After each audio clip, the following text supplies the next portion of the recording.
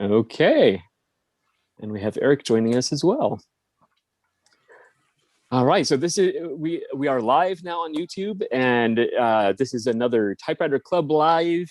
And today's typing prompt that we're going to focus on is a conversation between a typewriter and a laptop, or in my case, a laptop and a typewriter. So you'll have to expand on that. Well, it only has to do with the order of the conversation. Okay. So I start with the laptop. So yeah, it seemed fitting to have the laptop first. I think I did the same thing. So I did too. Okay. Oh, well, there you go. I went reverse. I was in reverse order, so I guess mine won't count then. Oh, you just had to be different. Yeah, you get the creative thought award. Yeah, there you go. How are you, Eric? Good. How are you?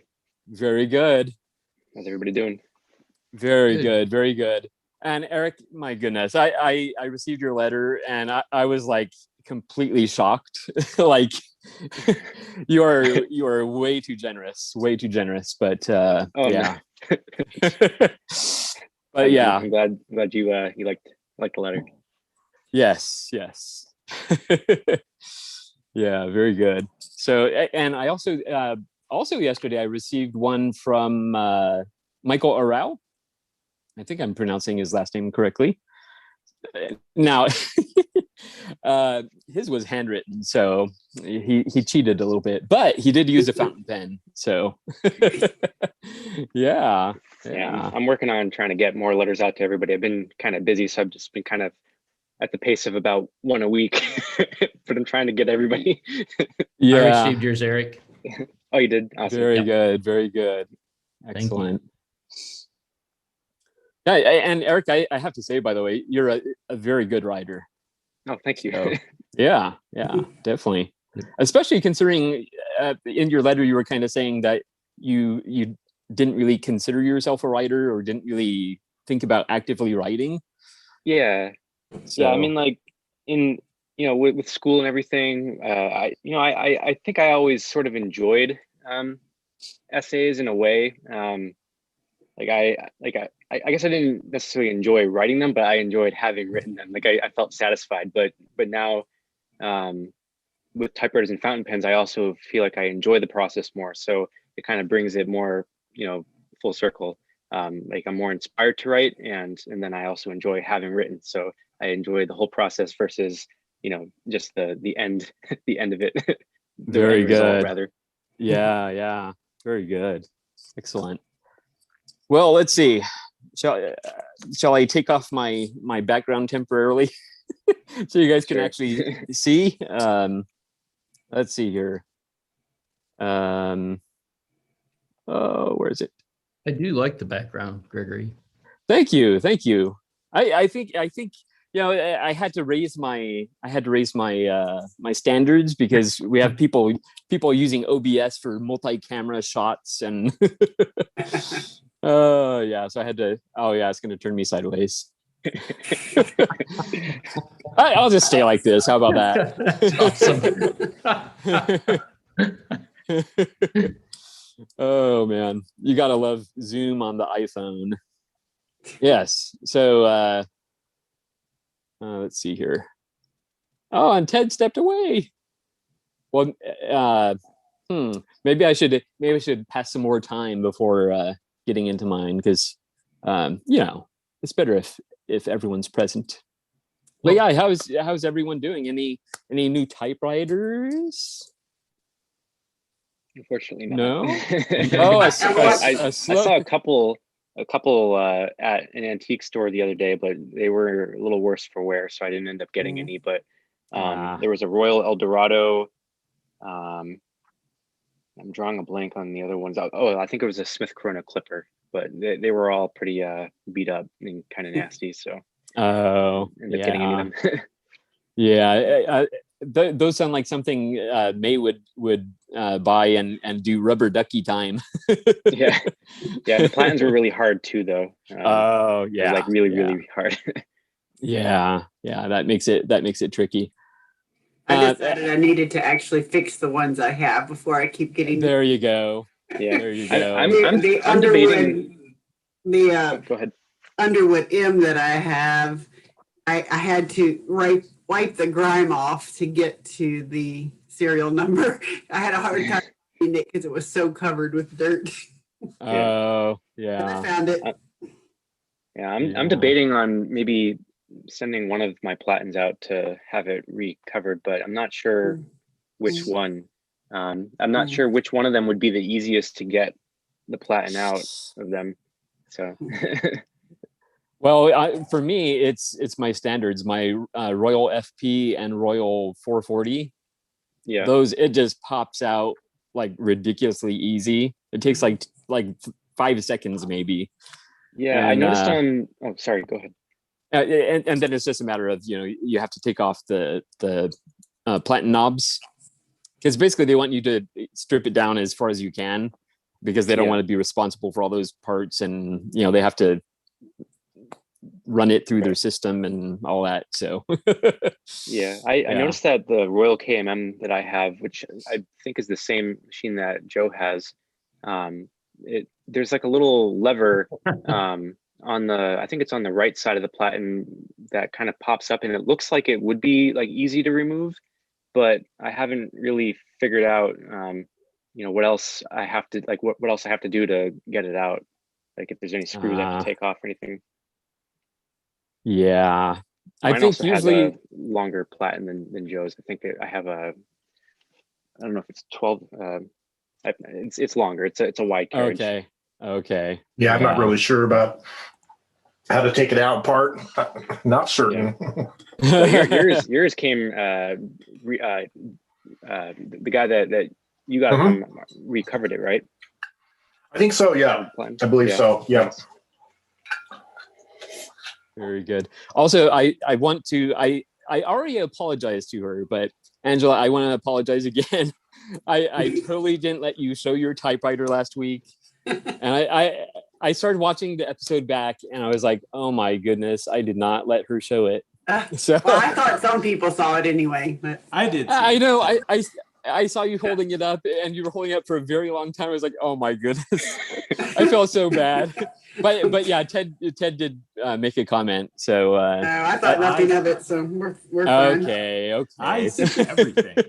I know. Yeah, you're not stuck on an iPhone. So although I'm going to be upgrading my computer's webcam. Mm-hmm. I'm going to get a 1080p one. Okay. Because the one I have now is like maybe 10 years old, and so it's like it's probably not even 720. It's like VGA or something. Potato. 10 years ago isn't that bad. The Logitech I have is a 1080p, and it's 10 years old. I got it at a thrift store. So Wow. Well, mine was like super cheap. It was like, I don't know, $20 or $30 at the time. $3. Well, yeah, I know, but I bought mine brand new. You look very clear. You look clear. No, yeah, this is the iPhone. So this is really I good. see. Gotcha. Yeah, but on my computer, I need to upgrade that, because I did do tests before starting this whole Typewriter Club life, and the quality of that webcam is awful. Yeah. So anyway, yeah. So all right. So I took off my background, as you can see, and we have the ultrasonic 3 messenger in the background, and we also have the case, because I as you'll recall, I handmade and this is the second one. So both the ultrasonic 1 and the ultrasonic 3 came without handles. So do you have to knot those in place on the brackets when you're making those handles, Gregory? Yeah. You do, to get it started, you do what's called a cow's hitch, and then on the other end you just kind of loop it around, and that's where you start doing the weave. So then the weave locks it in place, and you just have to remember to space the handle enough so that because you don't want it going straight across. Yeah. I like to have it like a bit of an arch, as you can see there. I liked your blog article with that typewriter. That was pretty cool. Thank you. I think those problems you're having with the characters, sometimes not like double striking or whatever. Yeah.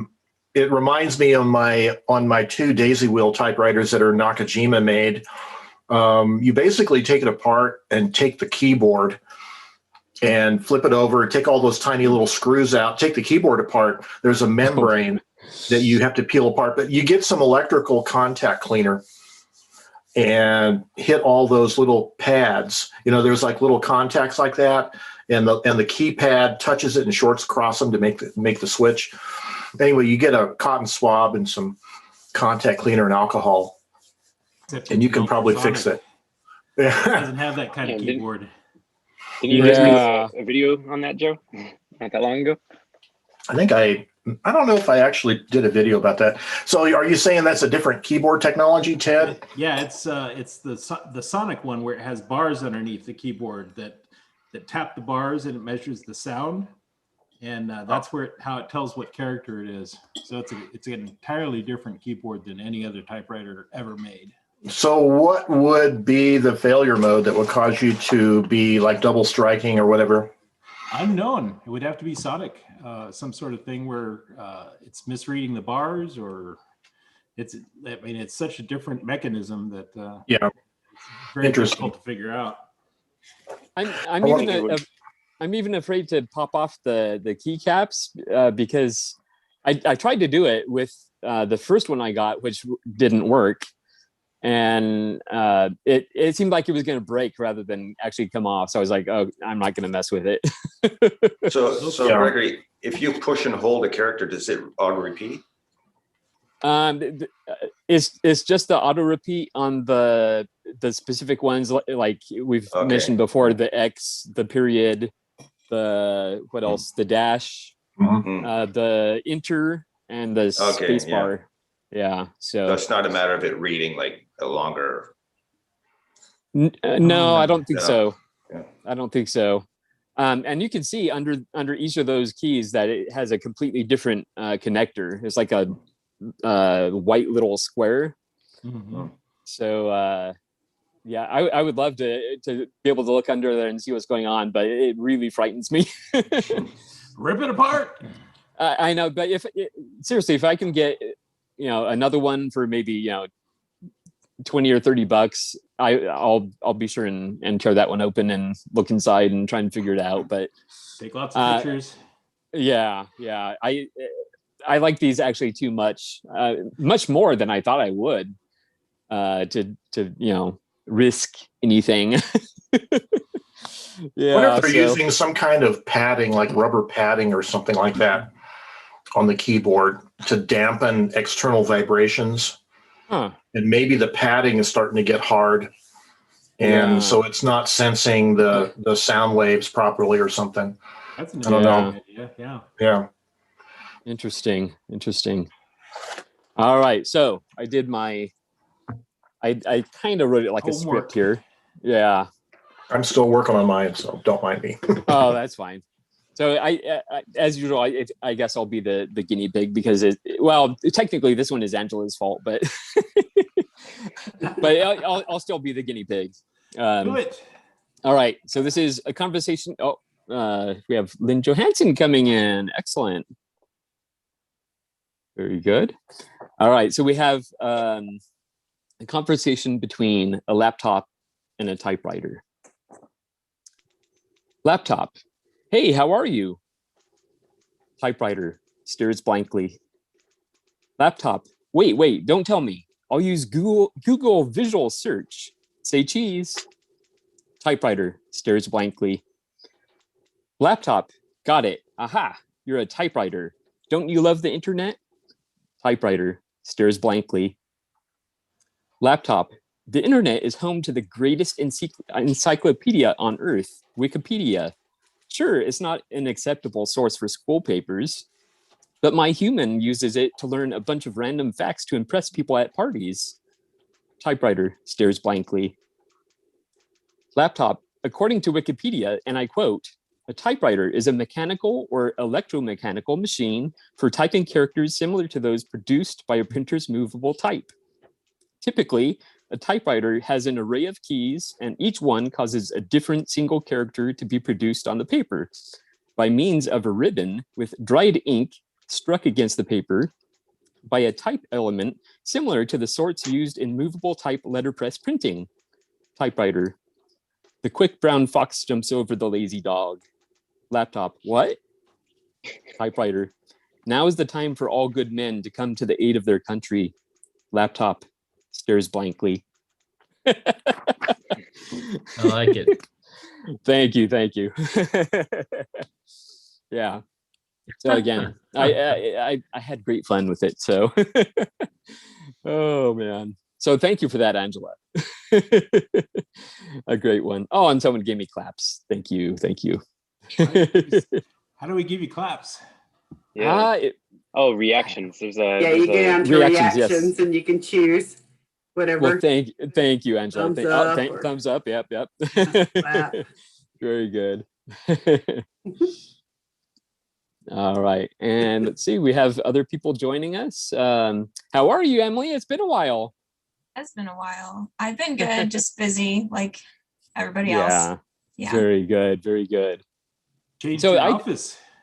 Yeah, I know. Yeah, this is my new place. This is not the best place to be on a Zoom meeting because it's like open over there is the rest of my house. And so my big noisy family might come down and I'll probably have to quickly mute myself. So Oh. but we'll see how it goes. Yeah. There's no door. I need a door or like a something. That's what blankets are for. Blankets would not stop them. Yeah, and if you build a giant blanket fort, then that might actually make the kids want to come. Exactly. Yeah. Oh. So I think the last time you were here, we were still doing the themes rather than the typing prompts. Yeah. Yep. Okay. So have you seen the typing prompts and what do you think about those as opposed to the themes? I think it's a great idea. I like the progression that you've made. Like this group is really cool. And you can tell that you've put a lot of thought into it. So thank you. Yeah, I haven't really typed any of the themes, although grocery list is like something I'm always doing anyway. But I meant to get on last night, the typepals.com, and see if I could see what the theme was, but I just crashed. I was so tired. So I didn't do my homework, but it sounds like a fun assignment. Yeah, that's okay. So, but thank you for joining us again. I really appreciate it. Yeah, and I'm glad I could be here. Yeah. Also returning, we have Lynne Johansen. Welcome back. Hey, Lynn. Hello. I got a few typewriters over the past couple of weeks, so I thought I'd show up on the Zoom instead of just watching the YouTube thing. Yeah, very good. Very good. Well, at some point, if you want to show them, you're more than welcome. Just let us know. Yeah. I didn't find any typewriter prompt thing. I don't know. I'm not on Facebook. Maybe that's where you put it. It's on mypals.com. Yeah, and I looked there. But yeah, if you're on mobile, it's at the very bottom of the page. If you're on a computer, it's on the right-hand side.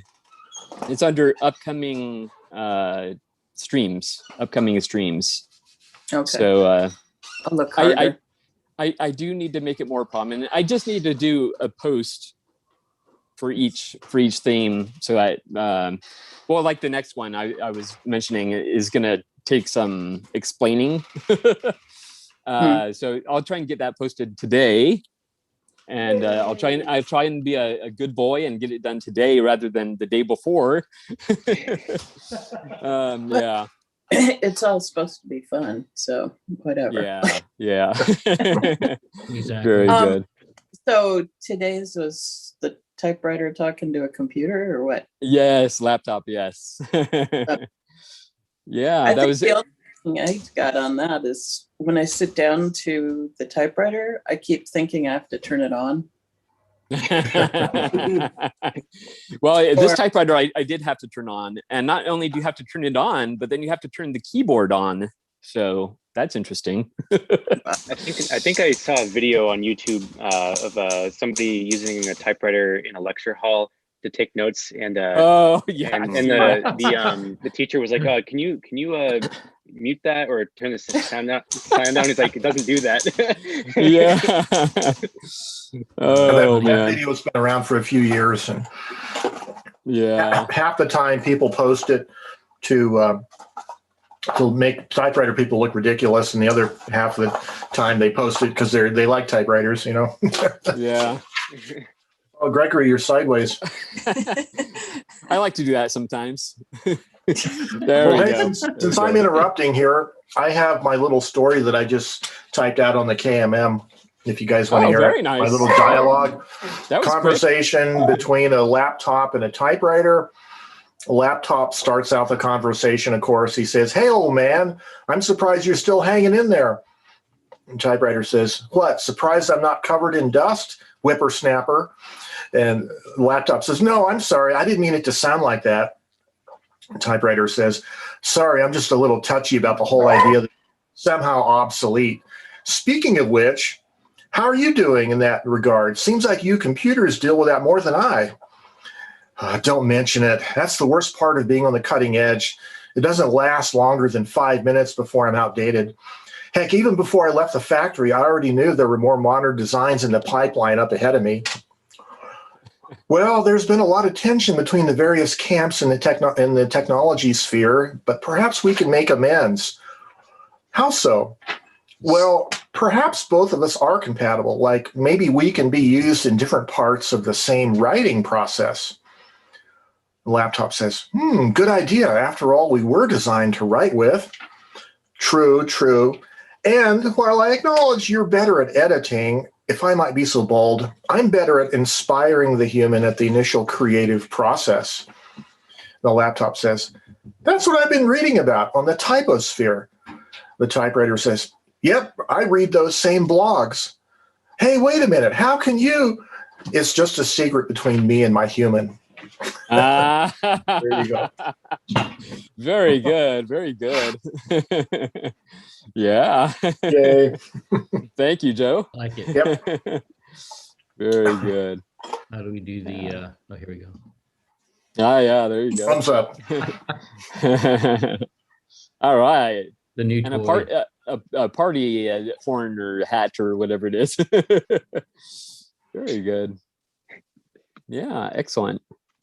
And by the way, in celebration of the Mars probe that landed on Mars last week, I'm drinking Tang. I'm drinking Tang. The astronauts drink. So there you go. Only because we were out of orange juice. That's why it's Tang. So And Anyway. the official drink of typepals.com. That's right. There you go. It has overtaken coffee as the official drink. Even though I'm drinking water, invisible water again. Invisible water. Yeah, look at that. See? Just add water. Nice. It's instant water. You just add water. Excellent. All right. Does anyone else have a I did one, conversation? Gregory. Very good. Go for it, Bill. So, a sleek, shiny laptop with its screen aglow looked over at the typewriter sitting next to it atop the desk where they both found themselves. Their owner had stepped away for reasons unknown to them. When the typewriter returned in kind, acknowledging the presence of the laptop, the new machine broke the silence that existed between the two. I feel bad for you, old timer, said the laptop. Why is that? Replied the typewriter, a sense of amusement in its faux voice. Note to reader, I can only take this story so far. While it might be conceivable that a laptop could talk in a manner of speaking, this definitely would not be the case with any of my typewriters. Well, for one thing, you're just flat out old. The laptop carried on. Our owner couldn't even upgrade you if he wanted to. Let's face it, most of the time when he is on the go, chances are I'll be the one that he takes along. In fact, I don't think that he's ever even left the house with you. The typewriter conceded all of these points, noting that the laptop was correct on all counts. "You don't seem to be upset by any of this," the laptop said, neither happy or sad, but just more matter-of-fact like, although slightly puzzled. The typewriter responded, "Our owner seems to appreciate the fact that I can't be upgraded, and more importantly, that I don't need to be upgraded to carry out the work that he expects from me." The laptop sat in silence briefly, then its screen went dark and it was no longer able to communicate. At that point, the typewriter thought to itself, "Besides, I've now lost track of how many of your kind have come and gone since I've been kicking around this place. Before then, I was being put to use by the owner's mom. I get the feeling that I'm still going to be around long after Junior over here is long gone." About that time, the owner returned to his desk. He had decided to write a letter to his mom. He got started just as soon as he managed to move the laptop out of the way. Yeah. Very, very good. Excellent. So sad for those poor laptops. I know. Nobody loves them anymore. I figured everybody kind of go the same route, but I like Joe's approach of working together. Mm-hmm. Obviously, I'm not anti-technology. I'm sitting here on Zoom and I post stuff up to the internet all the time. So, but just to have fun. I started thinking about when I was hearing you read it about Star Trek and Mr. Spock, it sort of sounded like the laptop was Mr. Spock and maybe the typewriter was, I don't know, Bones, right? Bones McCoy was always the more emotional of the crew, of the officers on the Enterprise. Yeah. Typewriter, not a Starfleet doctor. Anyway. Oh. I don't know. Excellent. I kind of treat laptops the same way I treat typewriters because, I have a tendency to pick up old laptops. So I have a collection of about a dozen from the 80s to the present. Well, about 10 years ago, I guess, is the present.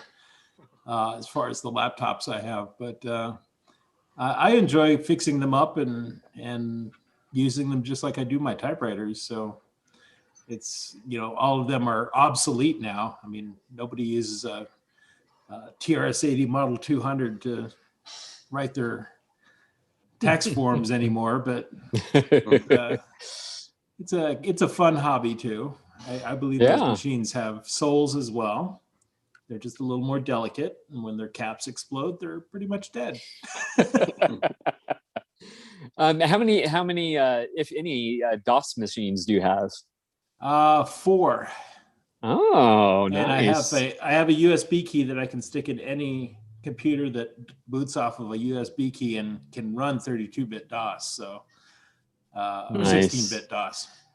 Yeah. So anytime I need one. Because I use DOS machines to talk to the much older machines, because the older machines won't talk to the new machine. So I have transitional laptops that I use for talking to them. And a lot of times I'll just stick that USB key in, boot it up off that, and I'll have an instant DOS machine with all the stuff that I have that I need. There you go. There you go. It's a fun hobby, just like typewriters. Yeah. So I'm gonna allow you to turn in your assignment late because I want to hear a conversation between a laptop, a Windows machine, a DOS machine, and whatever comes before that. Oh, is that my assignment? That's your and the special assignment. That's your special assignment. No, not really. But and you get to call it a trash 80 if you want to. They don't. They're wonderful machines. They're beautiful machines. I have to say I miss DOS. I loved DOS. I really did. I was into the whole shareware scene and all that stuff. So yeah. Did you ever run those techno demos on your machine? Download them off the internet? I don't remember. Have a little dance party. I'm guessing not. Oh, you don't remember demos? Demos were awesome. Okay. The demo scene. Oh, yeah. I briefly got into very briefly got into programming in binary.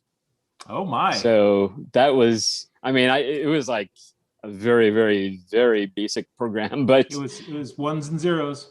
Yeah, mostly out of curiosity rather than actually wanting to do something in it. Well, that's another thing that's fun about those old computers, like the TRS-80 I have.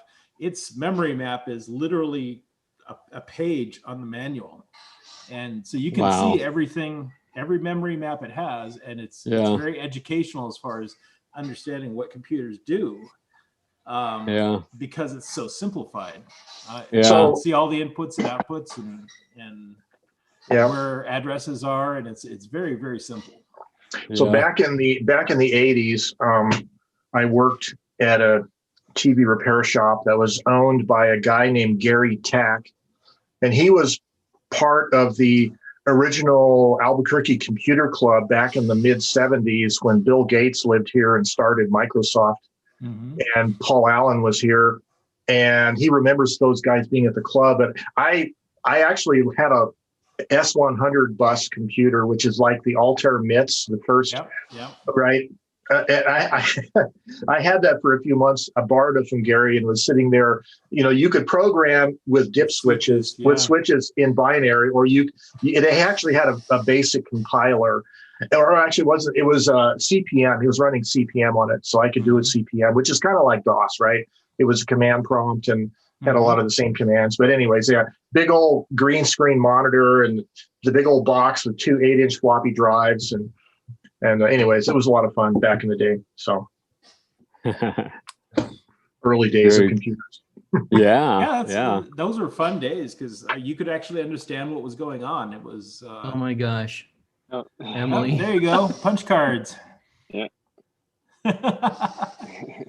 I have a folder on the other side of the room there that I just got from my brother's last week, and it's had some of my dad's work material from when he worked for the Defense Atomic Support Agency back in the 50s, 60s, and 70s. And he has his, I should show, I'll get over it and show it in a minute here, but he has IBM punch cards, right? Like yours, Emily. But he has his name, of course, in punch card. And then he has two of these other cards have biometrics. One of them, they both have photographic negatives embedded in the card. One of them is a picture of his palm print, and the other one is a picture of his handwriting signature. So that was the old school biometrics for high security areas. I'll have to show you that in a minute. I can still remember. So I graduated high school in 1980. And when I entered college, at least a couple of the schools I attended were still using the punch cards for programming. I took Fortran class, for example. And I can still remember literally hearing loud screams from not the complete other side of the campus, but from somewhat far away, only to see a litter of punch cards blowing across in the wind. Somebody had lost their program, tripped or something. And I always feared that happening to me, my stack of punch cards. And so not, that's like not the most 1980 pleasant equivalent of your hard drive dying. Yeah. Exactly. Exactly. I'll be back. You'll be back. All right. Does anyone else have the typing prompt? I do. Actually, the timing of this is ironic because just last week I purchased a used MacBook from a cousin of mine who does restorations and computer repairs and all that stuff. Wow. So I actually composed it on the MacBook using an app called Webster. I don't know if any of you have heard of that, but it's really good. It's a typewriter app.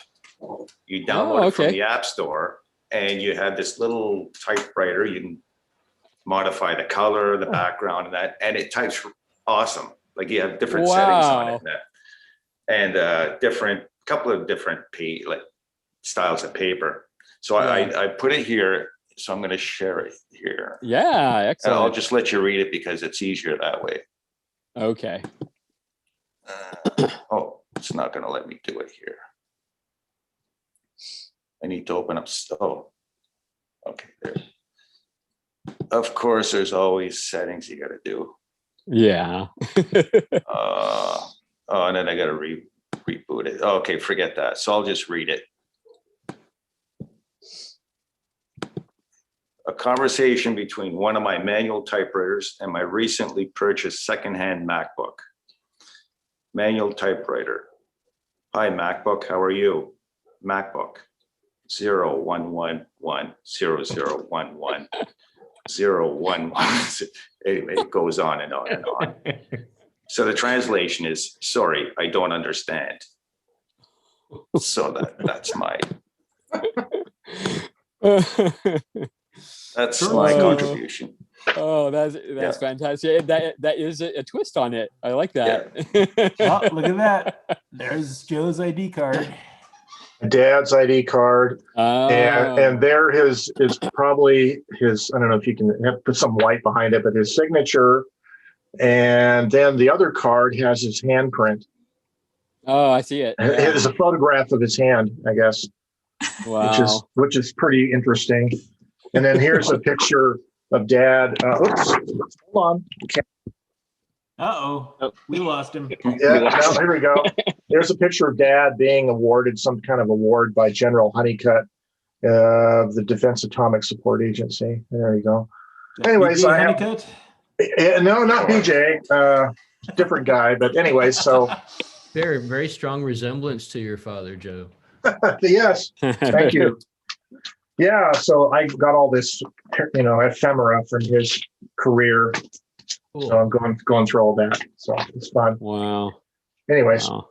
punch cards. So when I remember when I was taking programming class in high school in the early 70s, Dad brought home, it was a kind of a plastic holder, and you put a punch card in, and then there was a little thing you could slide across, and you could read all the holes. It would decode the holes for you. And of course, I realized he uses that at work, because back then the whole system that he worked with for cataloging the parts for the weapons were done on punch cards. So, anyways, Wow. I think they were using COBOL, if I'm not mistaken. COBOL. Yeah. COBOL Wow. the Barbarian. Yeah. Oh. John, your reading of your story reminded me I need to go back out and view the video that you posted. Now that I have power back, Oh. Yes. I'll go check that out. I forgot all about it until you read your story. So I was happy to see new content up on your blog. So that's cool. Thank you. So who all went through the storms in Texas? I have a friend that lives in Austin that lost power and water. Yeah. My family. Yeah. Wow. Yeah, That's it was a crazy. wreck. I have family in Houston and they lost power for a few days. I can't even Wow. imagine it, really. I mean, Yeah. if I was without power and internet and water, I would be. You would just give it up. I don't know. I guess I'd have to type and read, but Yeah. yeah. That's exactly what I did. There was one year here in New Hampshire where we lost power for like a week from a snowstorm, but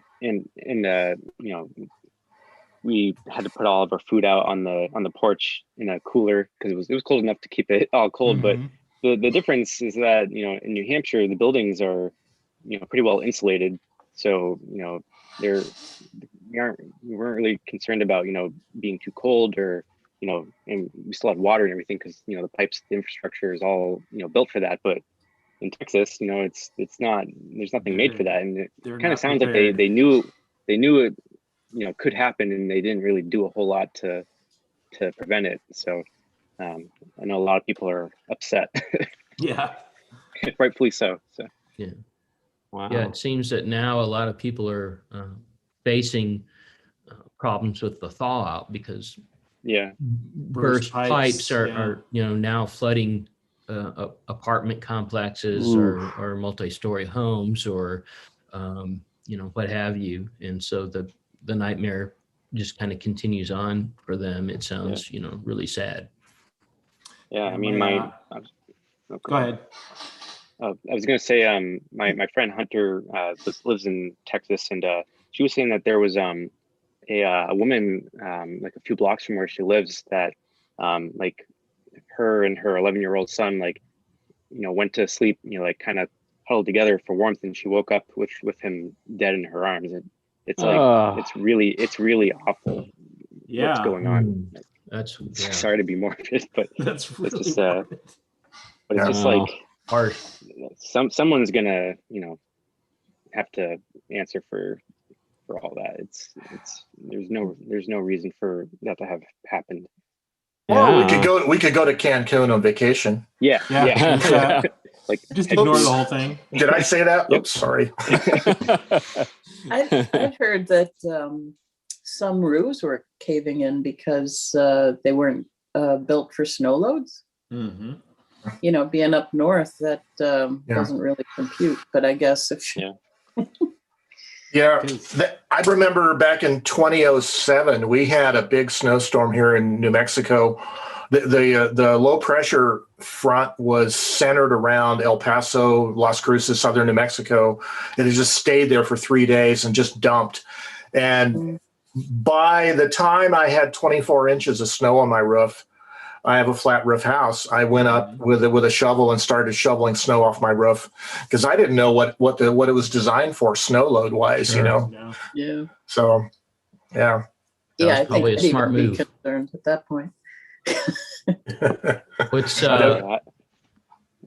really frightening to think about is so out here on the West Coast with all the wildfires, and now here we had the somewhat extreme winter storm. It was really just the amount of freezing rain that accumulated that really kind of did us in here with the above ground power lines and so forth. But be it the wildfires here or the winter storms in Texas, what have you, the fact that they're saying that this is a trend that's only going to continue and increase in intensity is what's kind of hard to fathom, and so it's going to be interesting to see how this plays out over the coming years, and what, if anything, people will do about it, and how they might, respond, act, think, what have you. And so I sit here and it's like I'm grateful to have power back on, and that it wasn't that bad for us. We still had shelter, but to think about it potentially becoming the new standard, where every year it's going to be massive wildfires, and every winter it's going to be worse, winter storms, and it's kind of crazy to think about, Yeah. That's why you want to live in a place that's inland and not a flat desert and has no weather. That's why I there you go. I was gonna say that's why I live in the Inland Empire, but we have the wildfires, so the only challenge to living in that part of the country is you get your water from Colorado's watershed. Yeah, I guess we're completely dependent on that. Yeah. So I was noticing some news articles this week about scientists who claim that they figured out a link between the demise of the Neanderthal species and the magnetic field of the Earth that flips. Yeah. And apparently during the transition, when the field flips, it becomes a lot less strong, and it allows more cosmic rays. The magnetic field creates the ionosphere that protects the planet from cosmic rays. So there's more cosmic rays hitting the Earth, and it causes, irradiation damage, right, to species during the magnetic flip. So that's an interesting little twist there, a little connection between what happens out in space with solar radiation and the Earth's field. So they were saying interesting twist. They were saying that's why why humans moved into caves, basically. Because they couldn't be outside for that long. Right, and they say that's why, like maybe a couple 100 million years ago, Mars had an atmosphere, a more dense atmosphere, but Mars doesn't have a liquid iron core, so it doesn't have the magnetic field to protect the atmosphere, and so the solar radiation just over time stripped off the atmosphere. You know, so wow, we're all doomed. Yeah. Hey. I see Indro at a typewriter. Yeah. Yeah. I'm typing. What are you typing? Move it out of the way. I'm moving. No. There's no typewriter here. Are you typing dinner? No. What is that? Time to start cooking, but no, I have about half an hour. What is that typewriter, Indro? What model? That's my Hermes 3000. 3000. Okay. Yes. Yep. Oh, yes. There you go. There she is. Such a nice machine. Yes. Yes. There's someone on the Antique Typewriters group that keeps posting I think it's that group. Anyway, that keeps posting a picture of their Hermes 3000, and they have these. They have a set of cup and saucer that exactly matches the plate knobs, and I'm like, did they make those out of a Hermes 3000 or what? It's crazy how it matches. It's like the perfect color, and it even looks like the same material too. Obviously it's not, but yeah, but that's such a beautiful color. That alone is a good reason to get a Hermes 3000. But how are you, Indro? I'm fine. I just when you were discussing the weather the last time, this was 1 week ago, then I was outside and it was freezing, and today it was 17 degrees Celsius. Oh wow. So it's kind of weird, but I was walking outside with the dog for like 2.5, 3 hours, and it was hot. It was hot. Wow. Yeah. So there was one year like that in New Hampshire. It was like it snowed the day before. It was like probably 28 degrees, and then the next day it was 74 in February. Wow. That's crazy. Yeah, it's a 27 degrees difference in 1 week. Wow. And it's still February, so yeah, it still can. I mean, in 4 weeks it could still snow again. Yeah. Don't know. Wow. Yeah, but according to Joe, we'll end soon. Yeah. Oh, man. We don't know. It ain't going to end. We don't know when it'll end. The planet will still be here. We may not be here, but the planet will be here. And typewriters. Probably our typewriters. The typewriters. typewriters. Yeah. They're going to outlive us. The cockroaches are going to use the typewriters. Yeah. Well, maybe that's why you find all the cockroaches in the typewriters, because they know that the world's going to end. And one day you'll be mine.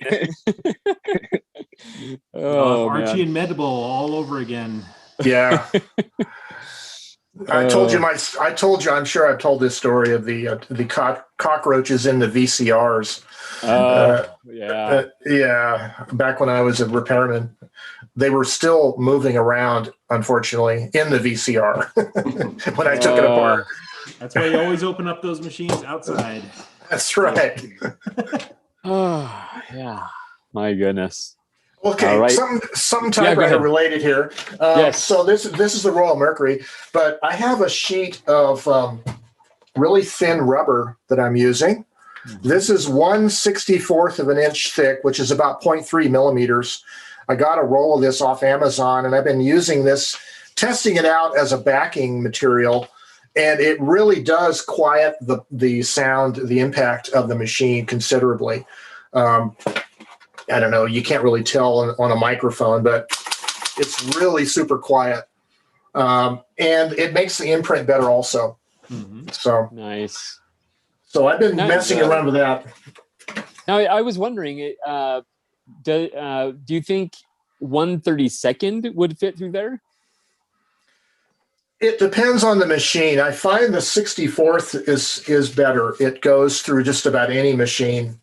30 seconds a little too thick, I think. Some of them are going to have problems feeding the rubber through there.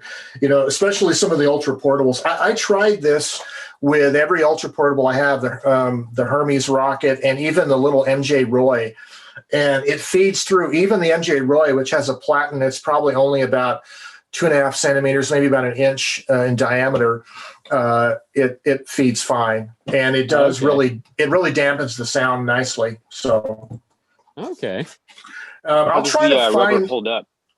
Well, I haven't used it all that much, but I don't really see any marks on it too much, so I think it holds up pretty well. I mean, the rubber is being cushioned a little bit by the paper, obviously, but and I should say also the hardness of the rubber is, I haven't measured it with a durometer, but I think it's softer than the kind of rubber you have on a platen. And so I noticed with this Royal Mercury, some of the letters that have loops in them will get filled with a little bit of ink sometimes if you type really hard with it. So typing it a little bit softer actually helps. So let me see if I can focus my camera here and cut down the exposure so you can read it. Maybe, I don't know. So that bottom line there, you can probably see some of the looped letters. They're pretty clean, right? Mm-hmm. It's look that O of the word key, the O of the keyboarding on the right side is a little shaded with ink, but that's about the only problem I've seen with it. Is on some machines it's a little bit inky, but yeah, it works pretty good. So that's not bad. Excellent. Very clever. Oh, Joe, would that make a difference if you're using a silk versus cotton ribbon? It may or may not. It depends on how hard your platen is and what kind of paper you're using, I think. Probably worth experimenting, though. I know that John Monroe over in Japan has said he's had luck with using some kind of plastic sheets that he gets over there. And it's some kind of a binder or cover material for something that he can buy over in Japan, but he uses those a lot. And I've used plastic film like polyethylene film, and I don't like it quite as well. I like the rubber better. It's certainly the rubber sheet dampens the impact. It makes it really quiet, which is pretty cool.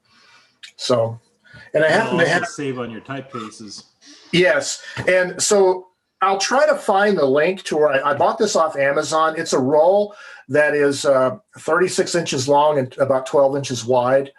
And so I have enough here for like 3 or 4 more sheets of standard size paper that I could cut out, or standard size letter size sheets. But anyways, I'll try to find the link and post it to the comments.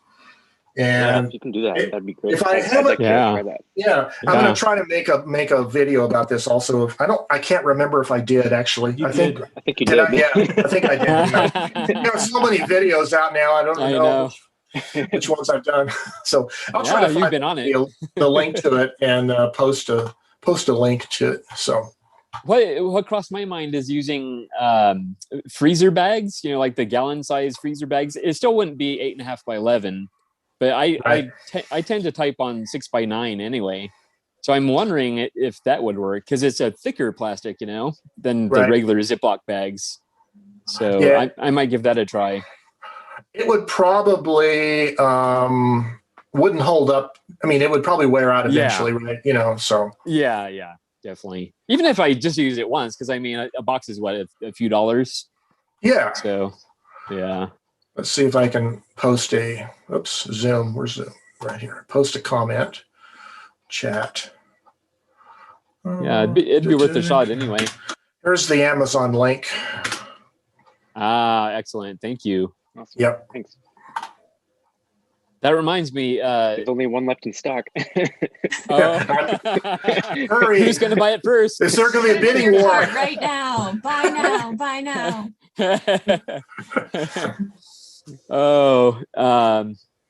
I had a thought, but it disappeared. Oh no! I remember. That's my line. Yeah. Bill was very, very, very kind enough to copy the chat transcript and email it to me, which I still need to send out in a newsletter. It's like all these things I'm falling behind on. So it's like, yeah, I need to commit. And you need a secretary. Yeah, I know. You need an assistant. Yeah, but actually, before we started, I was talking about assigning jobs to people, and I wouldn't really do that. Bye. I know. You need a secretary, and you need to teach them Greg shorthand so that. There you go. Well, 2 G's or 3 G's. Just I do have one more little typewriter deal. So my Royal KMM over there, over my shoulder there. So it has a really inky ribbon in this. I don't know what kind of ribbon that John Lewis uses. This is the local repair guy who's about 78 years old, but he always puts these ribbons in that are really nice and inky and dark. And it's almost too inky. And in fact, on some kinds of paper, the letters are a little bit too dark, like the little loops and the E's or whatever get filled in. But I was looking around at various types of paper that I have around the office, and I found a pack of this. It's a newsprint paper. It's 9 by 12 inches, and it's an art paper, for sketching, like charcoal sketching or whatever. So I cut some of those sheets in half to make 6 by 9s. And I like the look of this. Let me focus here. I like the look of this imprint now. Let me focus down. It looks nice. It looks pretty good right there. Yeah. On that nice dark inky with the newsprint color paper. I think it's a pretty cool combination. So I'll probably be using this for a while. I kind of like it. So now, is that paper super thin? The newsprint I have is very thin. No, this is more art paper, for sketching with charcoal pencils and stuff like that. So not too bad. This is a full size letter paper. Okay. So, but yeah, It makes a nice dark imprint. So I'm kind of happy with using it. Although it's obviously not as archival. It's going to be turning. Well, it's already like half yellow when it's brand new, right? I mean, it's kind of that light tan colored. A natural color. A natural color, yes. That's right. Hey, so, Joe? Yeah. So the ribbon that Mr. Lewis uses, is it all black, solid black? Yes. Yeah, it's solid black. Yep. Yeah. I know that Matt at Ace Typewriter here in Portland often likes to use that in typewriters, and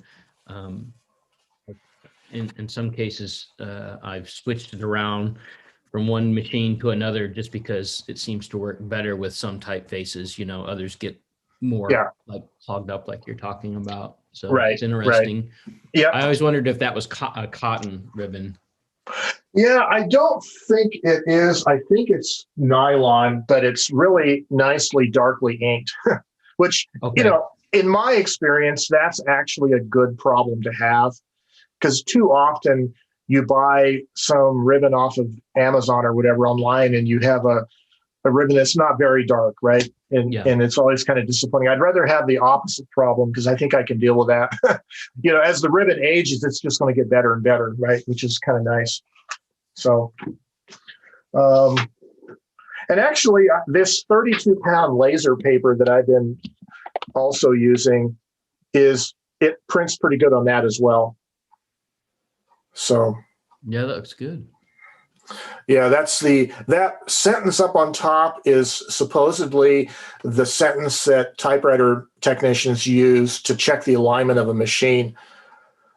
It was a special sentence that, like, alternating A's and S's and O's and all that, I's and E's. I got that out of a typewriter repair. Well, actually, it was one of my typewriter books. They mentioned in the back that was how at the Royal Factory, that's the alignment part of the assembly line. That's how they check the type alignment. Wow. See, I thought you were going to say that's something they typed after one of their crazy happy hours, you know? Yeah. Too many highballs. Yeah. Yeah, I couldn't memorize that one. No way. Yeah, I think I'm gonna do either a poem based on that sentence or something. I don't know what I'm gonna do, but You should. Yeah. Yeah. And then I was Wow. also making notes for a video that I'm going to be doing this week about the KMM. So I'm just doing little notes. And I found on Richard Polt's website, he has the actual original owner's manual for the KMM posted. And so there's a lot of little advertising features that they made mention of in that manual that I'm going to kind of play with and pretend like it was a brand new machine, and hey, these are the features and all that. So, and like they say, the controls are scientifically placed for your convenience. So that's pretty funny. Scientifically, really. Yeah. Yes. Speaking of books, well, I don't have any new typewriters. Oh, look at all them books. I got 3 Those are typewriter nice repair looking Bibles, books. so I was really excited. And I was hoping that my mention of them might prove to be a segue to Ted's recent blog post that I read and was excited about. What did I write? I have to look real quick. You're probably writing at 3 a.m. Oh, yes. I've got new books coming in. So Ah. I thought that was really cool. we've got, let's see, we've got a new repair book coming in. It's the approved home study course of typewriter and repair and service, which I believe is a David Scadden book from 1959, but I think this is an updated one from the 70s. So it'll actually be a home study course where it was intended to be like they would send you a section and you would read it and do the test at the end and then send it back, and they would grade it and send it back to you. So there's going to be, hopefully all the tests are still there, and we'll be. Do we have to send our tests to you, Ted? No, I'll just set it up so the answer's on the back of the sheet. So sounds like distance learning. Yeah. I'm kind of excited about that that book because it's really oriented toward the home learner who is like, oh, I need a job. I want to get trained up on this, and I don't really know anything about it. So they start at the very beginning and kind of work their way up the concepts ladder, which I'm really excited to see this because I don't think anybody's seen this book since probably the 70s. Wow. I know that the only other copy I've ever seen is in the New York Public Library, locked up in their collection. Wow. So I'm excited about that. We've got some typeface catalogs coming in. Ooh. We got a lot of NAMDA catalogs coming in. Wow. So we'll learn a little bit about electronic typewriters. We finally got a NAMDA catalog from 1986. Wow.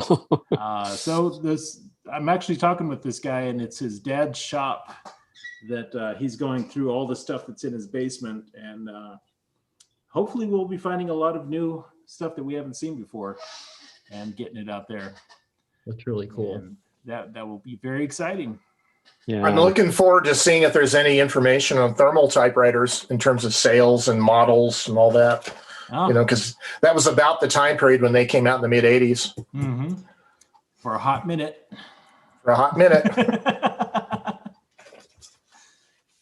Uh-oh, we've got a person. A guest star. A little Emily. Mm-hmm. This is my mini me. Oh.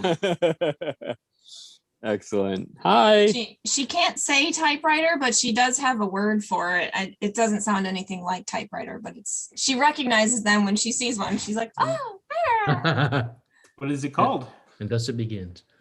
What do you say? What is that? Yeah. This is what I'm busy with all the time. Okay. That This is explains what keeps me everything. busy. All humans. Yes. Care thereof. Very good. Well, she's famous now. At least in the typewriter community. Yeah, Typewriter Club famous. Our youngest That gets you member. at least a few dozen. Yeah, I'm gonna read Excellent. mine because I'm hungry on the Oh, East okay, Coast. yes, please do. Please On do. the East Coast, it's afternoon. So. Yes. Welcome to the house. Thank you, Mr. Underwood. How long have you lived here? 10 years, but I've been with Ben for 50 years. I was there when his parents brought him home from the hospital. Wow, you are old. You must feel lucky that Ben has kept you, being obsolete and all. I am old, but I have some things you don't. Ha! I am the latest and greatest. I can connect to the internet. Correcting mistakes is easy on me. Ben can even watch movies with me. True, but I am mechanical and an engineering marvel.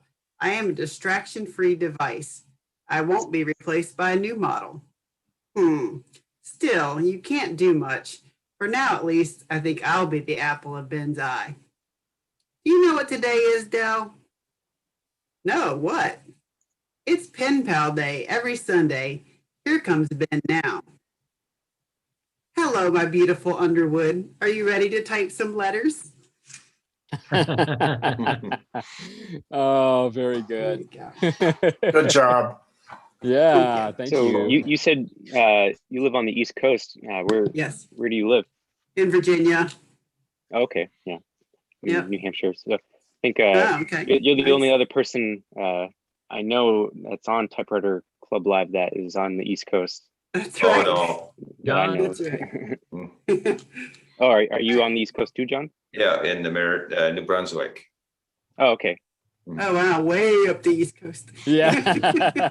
I summer in Maine. Mhm. Me too. I stay in Wells, Maine every year. Okay, Ooh. I live. I have a house near Bangor, a cabin, Mm. as they call it in Maine. Is Stephen King's house still there?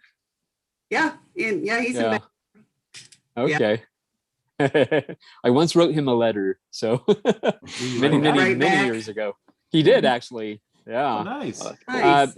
I was at the time I was publishing a little zine, Uh-huh. and I sent him a letter asking if I could interview him, and he replied back and politely said that he was trying to keep a low profile at the time, but he was nice enough to include a little "Hello, my name is" sticker with his signature on it, and I feel kind of bad about it now, but at the time I was a little peeved that he didn't want to do the interview, so I ended up selling his autograph.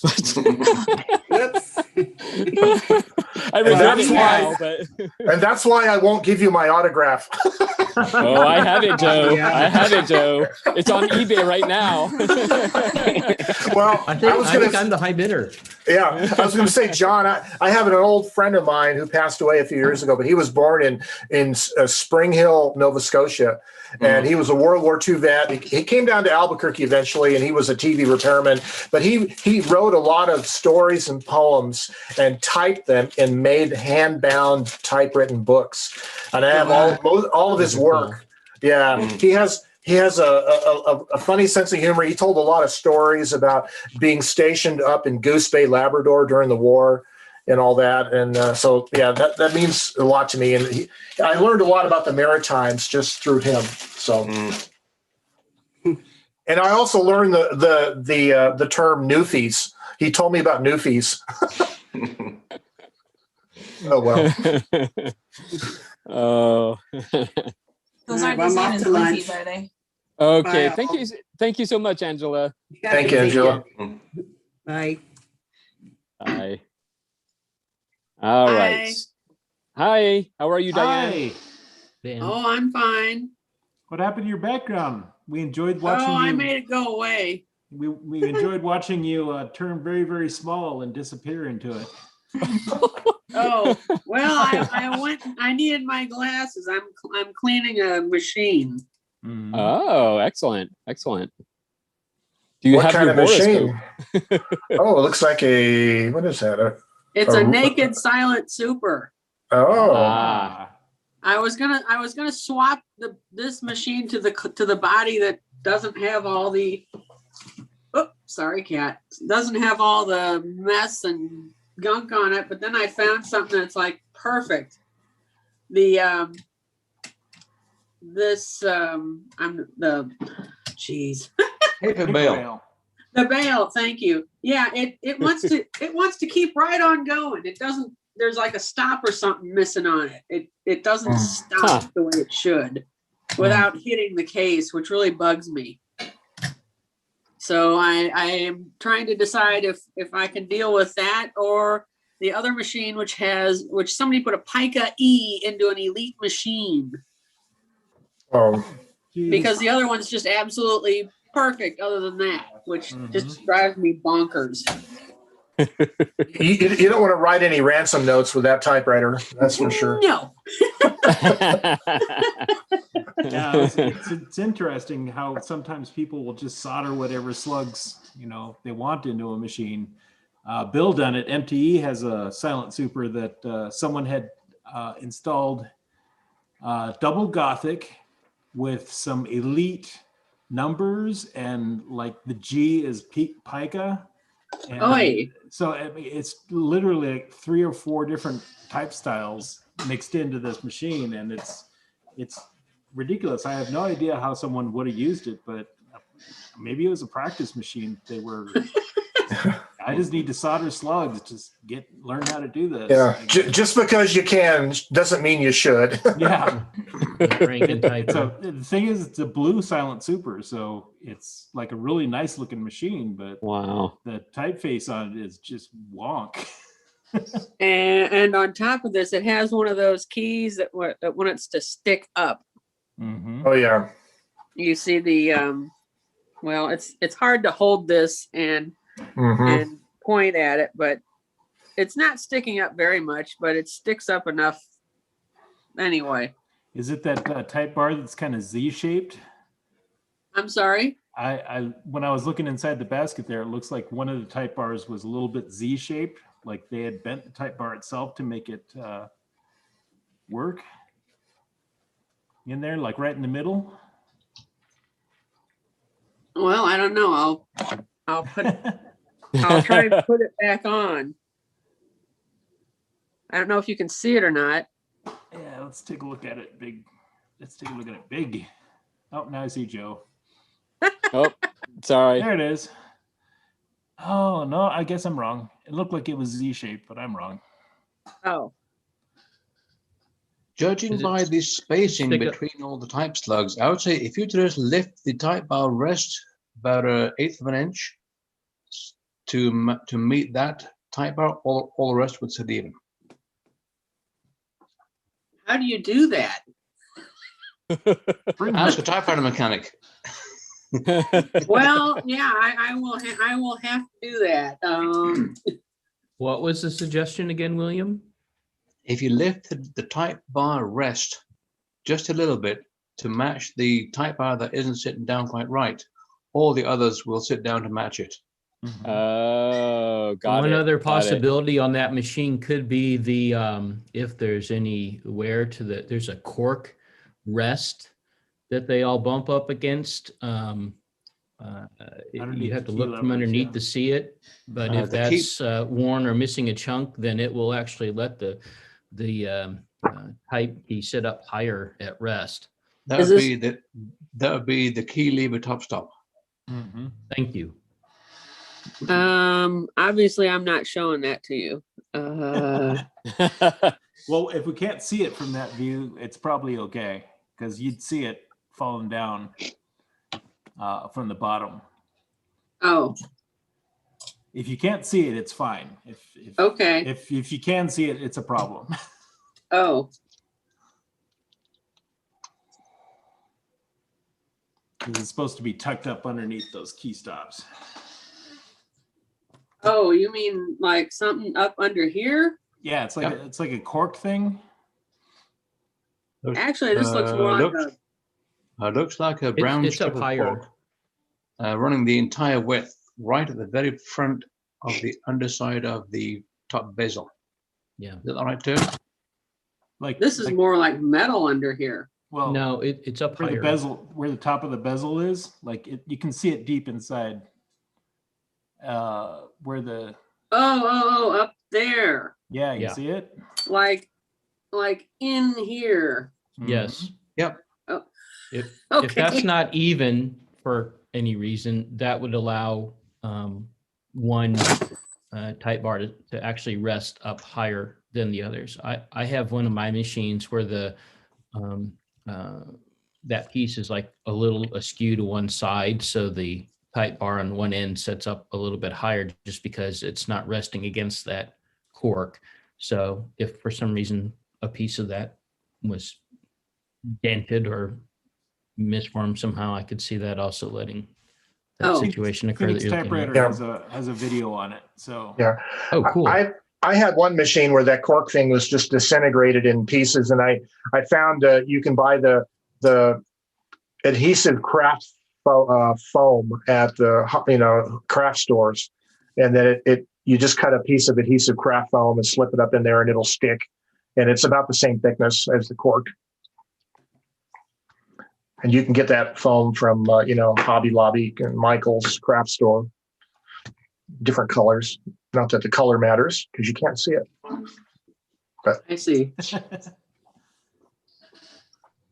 Yeah, it's a little burgundy, eh? Someone's out in his garage. Oh, sorry, that's me me. again. Sorry. Hello. Hi. Nice hat, Hi, Anthony. everybody. Thank you, guys. Everybody, people. I wish I was smoking a cigar now. Yeah. I You heard a could good be, joke. Puckasatani saw its shadow, so there goes 6 more weeks of smoking cigars in your garage. Darn it. No, we did. This is the first nice day in probably a week. We got that. I'm in Delaware, so we got that nor'easter that kind of blew in, and so it's just nice enough today that I can sit in the garage. We're We're starting the to weather thaw scared out. us all on Sunday. We Yeah, have a heat that- wave. It's over freezing. The snow is starting to melt. That polar vortex sure played havoc, didn't it, when it came down, when it slipped down? Yeah. It did. I used to live in Texas, and man, I can't believe what happened in Houston. That was incredible. I was there for Hurricane Katrina. Mm-hmm. So disasters hit Houston like that. It's 4 million people over a very large geographic area, but their power grid has always been iffy. Extreme weather just knocks it out all the time. So I'm very sad. They're like on their own power grid, right? Yeah. Like None of their lines cross state lines. None of their power line grid crosses state lines. It's kind of ironic that, that part of Texas is so energy rich. You think about all the oil and petroleum and all that. It is kind of ironic. It is very ironic. Yeah. Well, they don't do anything small in Texas, right? Especially not electricity bills. No. That's very unfortunate. And then, because people's pipes, they're just not used to the extreme cold. So people didn't know they should run water or have a drip going so that your pipes don't freeze up. You always keep a little bit of water going. In your bathtub, you just let it drip. It's not environmentally kosher, but you got to do something to save your pipes, and that helps. Is to just have a little bit of running water dripping somewhere, so water continually goes through the pipes. But, my dad's house, he had a 2-car garage, but it wasn't insulated, and he had the laundry machines were out in the garage. So he would keep a drop light with an incandescent, like 100-watt incandescent bulb, turned on and just stuck behind the washing machine just to keep the pipes warm at night. Just the light bulb alone was enough to warm it up enough. Yeah. When we lived in Texas the first time, our washer and dryer was in the garage. It was the first time I've ever seen one in the garage. It kind of freaked me out, but yeah, you got to watch the pipes there too. You're exactly right. But yeah, could smoke in the garage today. So go ahead. Now, what my brother did in England in, I think it was 83, when it got so cold that the pipes froze, he took a welder, turned it up to like 250 amps, put the ground and the live, or probably 15 feet apart, turned the welder on for about 30 seconds. that put enough current through the pipes to warm the pipe and melt the ice. Oh my goodness. That's wow. Ingenuity when you need Interesting it. solution. Yeah, exactly. Just get a torch. So I was going to briefly change the subject here and talk about postcards if you guys want to talk about mailing and letters, but I showed this, I think I showed this last week. I've been making makeshift postcards out of packages of boxes and everything. Like if you like the, the hamburger helper postcard, the twin pack, and the hamburger helper postcard, right? With the rounded corners, right? Nice. And this is the cheese pepperoni pizza postcard, which is really, and then this is the pepperoni postcard. And this one, I kept these two corners at 90 degrees, and I rounded these two, so it kind of looks nice, Very right? nice. Joe, you got to send me a pizza one, please. Okay, I'll send you one. And then Rising, this is pretty cool. And then of course my favorite is Alaskan Brewing Company. And the reason why is because I have a whole nother carton that I can make a couple more cards out of. And also I have a new theme is Frosted Flakes will be a nice card, right? I can get maybe 1, 2, 3, maybe 4 cards, and then the whole back of the box you have all other possibilities for postcards. They're great. They're great. So speaking of postcards, if you get one for me that says "depends" on it.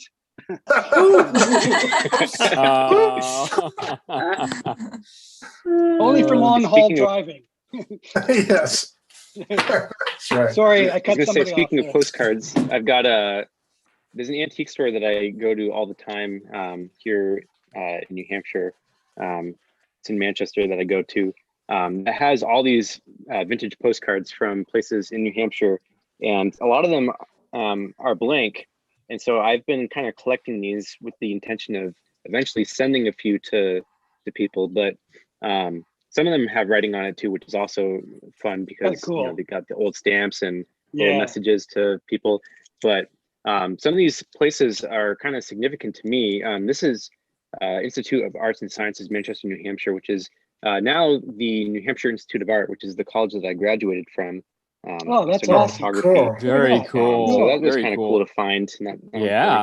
And then this is another part of the college. This was it's called Fuller Hall now on Hanover Street, which is this building with the columns.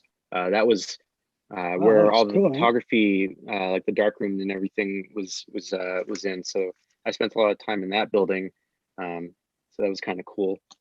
And then this is a bird's eye view of Manchester, which is the city that I work in. And actually this is the Imskig Mills, which is the building that I work in right now. Oh, wow. My grandfather worked in when back when it was a textile mill. Is it Manchester, England, or the Manchester in the States? Manchester, New Hampshire. Okay. Yep. And then this is the base of the Unconutic Mountains, which is right in the town where I live. There used to be a railroad like a little railway that would take people to the top, and a lot of people it used to be like a skiing area, but now it's just all hiking. So none of this stuff is there anymore. This is actually a hiking trail. But it's kind of cool just to see the history, because I had no idea that all that stuff that used to be there. Wow. Have you ever thought of scanning those old postcards so you can post them? Easy. Print them? That's something I would do. That's actually a good idea. That's actually a really good idea. Might do that. Now, Are any of you familiar with Gary Larson and the Fireside cartoons? Yes. Oh, yes. Okay. When I was in college back in '85, I happened to be in a stationery store that had a set of Gary Larson cards. They had the one where the dog was crossing the street in between the traffic, and the caption was, okay, Rusty's in the club. I hung onto that card for years and years and years, and finally sent it to my niece last year after she passed her driving test. I actually used that illustration in my mention of Typewriter Club live on my blog. Yes. So hopefully Mr. Larson's okay with the five to 10 people that probably saw it. But I love the Far Side. One of the things that my son and I share. But I remember with friends back in the 80s, you would just call out the caption, to each other, and everybody would get it, Yeah. It's such a great cartoon. Yeah.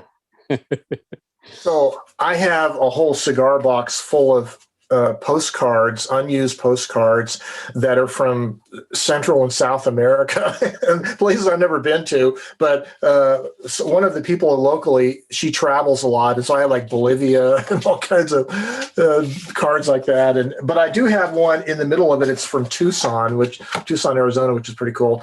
And then I was noticing in the same collection there's a local company in Albuquerque called Guerrilla Graphics, and they do kind of funny cards. And this is basically Saul Goodman, Better Call Saul, the TV series. That's the sequel or prequel to Breaking Bad. Anyway, there's a little card. And then this is just a Chaco Canyon photograph, which is a nice card, almost too nice to give away, actually. And then there's the typical Santa Fe style, right, motif. And then there's the Pueblo architectural style. And then there is the Rio Grande Gorge up by Taos. Wow, those are beautiful.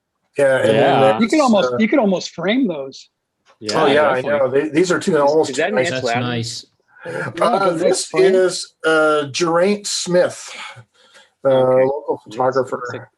Yeah, these are crosses up by Abiquiu, by where George O'Keeffe lived. But anyways, yeah. So there you go. Joe, there's this other interesting postcard that I found. It's an Australian ballot postcard, and there's all these little boxes that people would check rather than writing a message. It just kind of has like all these checked ones, and there's some of them are kind of funny. So this person marked this off. It says, "Arrived here safely. Weather very cold, rainy weather. Poor hotel here. Not feeling very well. Stomach out of order. Liver not working well. Slept poorly last night. This is a J town. I never did like this town. I hope I never come here again. I am very lonesome here. Wish you were here. I miss you all so much." So there's just like all these like ridiculous things on them. It reminds me of idea. Yeah, it reminds me of a tombstone I saw in Australia. I was there as a young man, and it said the engraved on the tombstone were the words, "I told you I was sick." Yeah. Well, in Tombstone, Arizona, there is the grave that says, "Here lies Lester Moore, 4 slugs from a 44, no less, no more." Yeah. But I keep these postcards in a little box that I can put in a backpack when I'm traveling, and I have a roll of this a glue roll, and I can if I don't bring the little adhesive labels with me, I can just type a little note on a regular sheet of paper, cut it out, and then stick it to the back of a postcard as an option if I don't bring my stickers. So my little postcard kit. And don't forget that in the United States, postage for postcards is cheaper than postage for first-class letters. So like 35, isn't it, or 35? Like that. Yeah. 35. Yeah. 35 cents. Yeah. Yeah. So make sure you stock up on postcard material. I've been thinking about that all week after watching, I think, was it last week's Typewriter Club I think that you mentioned that, Joe, and I've been Oh, thinking okay. about that. Like every time my good. kids finish a box of cereal, I I'm like, know. oh, Lucky Charms. Well, That's kind it of a just cool. happens to be Yeah, that my wife left this in the office this last week, and then I realized why she did it. Obviously, she knew why she did it. I was gonna say, is that a hint, Joe, that you're supposed to be eating that? Yeah, I don't. Actually, I don't eat this kind of stuff for breakfast, but I'll tell you what this is really good on. Ice cream. Midnight You snacks. put cereal on top of ice cream. It gives it Absolutely. a crunchiness and a sweetness. That's really good. A scoop of Wow. vanilla ice cream, sprinkled with Frosties. It's a great evening snack. It I've is. never heard Yes. of that. That's Pour crazy. a little That's tang on crazy top. talk. That's crazy talk. We can't That's have that crazy around talk, here. people. So It's since better we, time to eat sugar than right before you go to bed. Yeah. Yeah. I wonder why I wake up at 3 and wonder about my life. Exactly. Yeah, while And we're on Frosted Flakes. Oh, there you go. that's while cool. we're on the topic of the postcards from packaging, I did make some of my own. Oh, you did. So- Oh, cool. So we have this Awesome. and this. Okay. We eat That's those. quiz. One of my favorites. Oh, yes. That's cute. I'm glad. And these are really cool, actually. Yeah. Oh, yeah, those are cool. Yeah, Those are cool. there's two of those. You could Yeah, probably And, even like collage some of them together. Yeah, cool. there's this one. Don't you do- I don't know if you're Don't you familiar do with. paintings on postcards too? Yeah, he does. Yeah. I thought you did. Oh, okay. Sorry. Yeah, I have some abstract watercolors that I do. Oh, cool. Well, one of them is more of a landscape. It's okay, but I prefer all my the paintings are the abstract. abstracts. There you go. Here's They're some all of his. abstract. Yeah, Here's there's some of that. his. There's that Amy's Oh, brand. nice. Those are really cool, Gregory. Yeah, thank you. Yeah, thank you, Joe. Advertising, Gregory's. Yes. Yeah, those are All right, nice. so there's that one. That's another duplicate. I also got these some vintage postcards that they're pretty humorous, but the humor is a little dated. So we have this one here. He's our new contact man. Oh my God. He's kissing a Whoa. woman. Very dated. Very dated. Wow. Wow. Me too. Me too. There's this one. Haha, back to the good old horse and buggy days. Oh my gosh. There's this one here. I can't even read this one. I'm so darn miserable without you. It's almost like having you around. Oh boy. There's a happy marriage. And then there's this one. Back to the old grind and a little monkey business. And then, so with these that are cut out from packaging, I took it to the next level and I added things to it. So first of all, I'll show you I'll show you the front first. So it's from a DiGiorno pizza box. And then it says, miss you. I typed that on newsprint. Nice. And tore it out. Miss you. And then I saw it says, holy moly. I cut that out from somewhere. And then there's a little Italian sticker there. And then on this side, I drew the lines there with a brush pen. And here it says, save me a slice. Oh my And then God. another little sticker. So That's fantastic. Good job, Gregory. Thank you. Just a Very sec good. here. So does anybody else have a typing prompt? Was there an assignment last week? I'm sure I missed it, if there was. Yeah, it was a conversation between a typewriter and a laptop. Oh, Yeah. But yeah, yeah. you know, I get so like this into work that I don't even think to look after today. So Well, I posted it kind of last minute actually, so Oh, yeah, okay. I need to get on the ball with those. Yeah. Gregory, what you could do is you could always have it open that if somebody hadn't read one of the past typing prompts, they could, read it That's the a good following idea. week or whatever, whenever they have it available. So I really enjoy the typing prompts personally. I was really glad to see Excellent. you add them. Just give us more reason to, break out the machines for creative use. So. Yeah. That was kind of the idea behind it. So, yeah. Now, Curry, we haven't said hi to you. How are you? Yes, I'm good, thanks. Sorry I was late. No, Usually not at I'm here all. on time, but no, we were baking tea biscuits this morning, so it took a little bit Ooh. extra time, and that's why I was like gradually stuffing my face while you were all talking. So yeah. Well, in Typewriter Club Live, there's no such thing as late. So, yeah. No, As long as I'm from the aviation industry, so everything's got to be on time. And when I was in college, we had one of our main professors who, if you weren't in class on time, he would shut the door and it would be locked and you couldn't get in.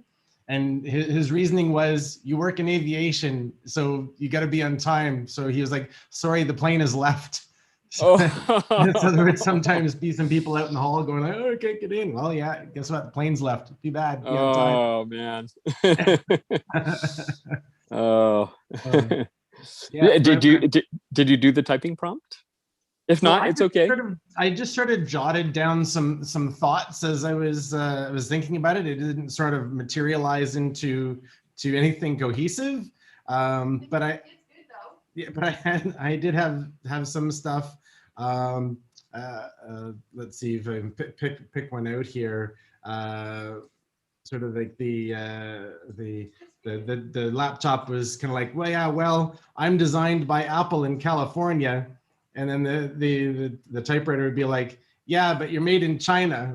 Whereas with the typewriters, we're all made in the USA, Canada, Germany, and Italy, that are all G7 countries. Well, Japan and the United Kingdom as well.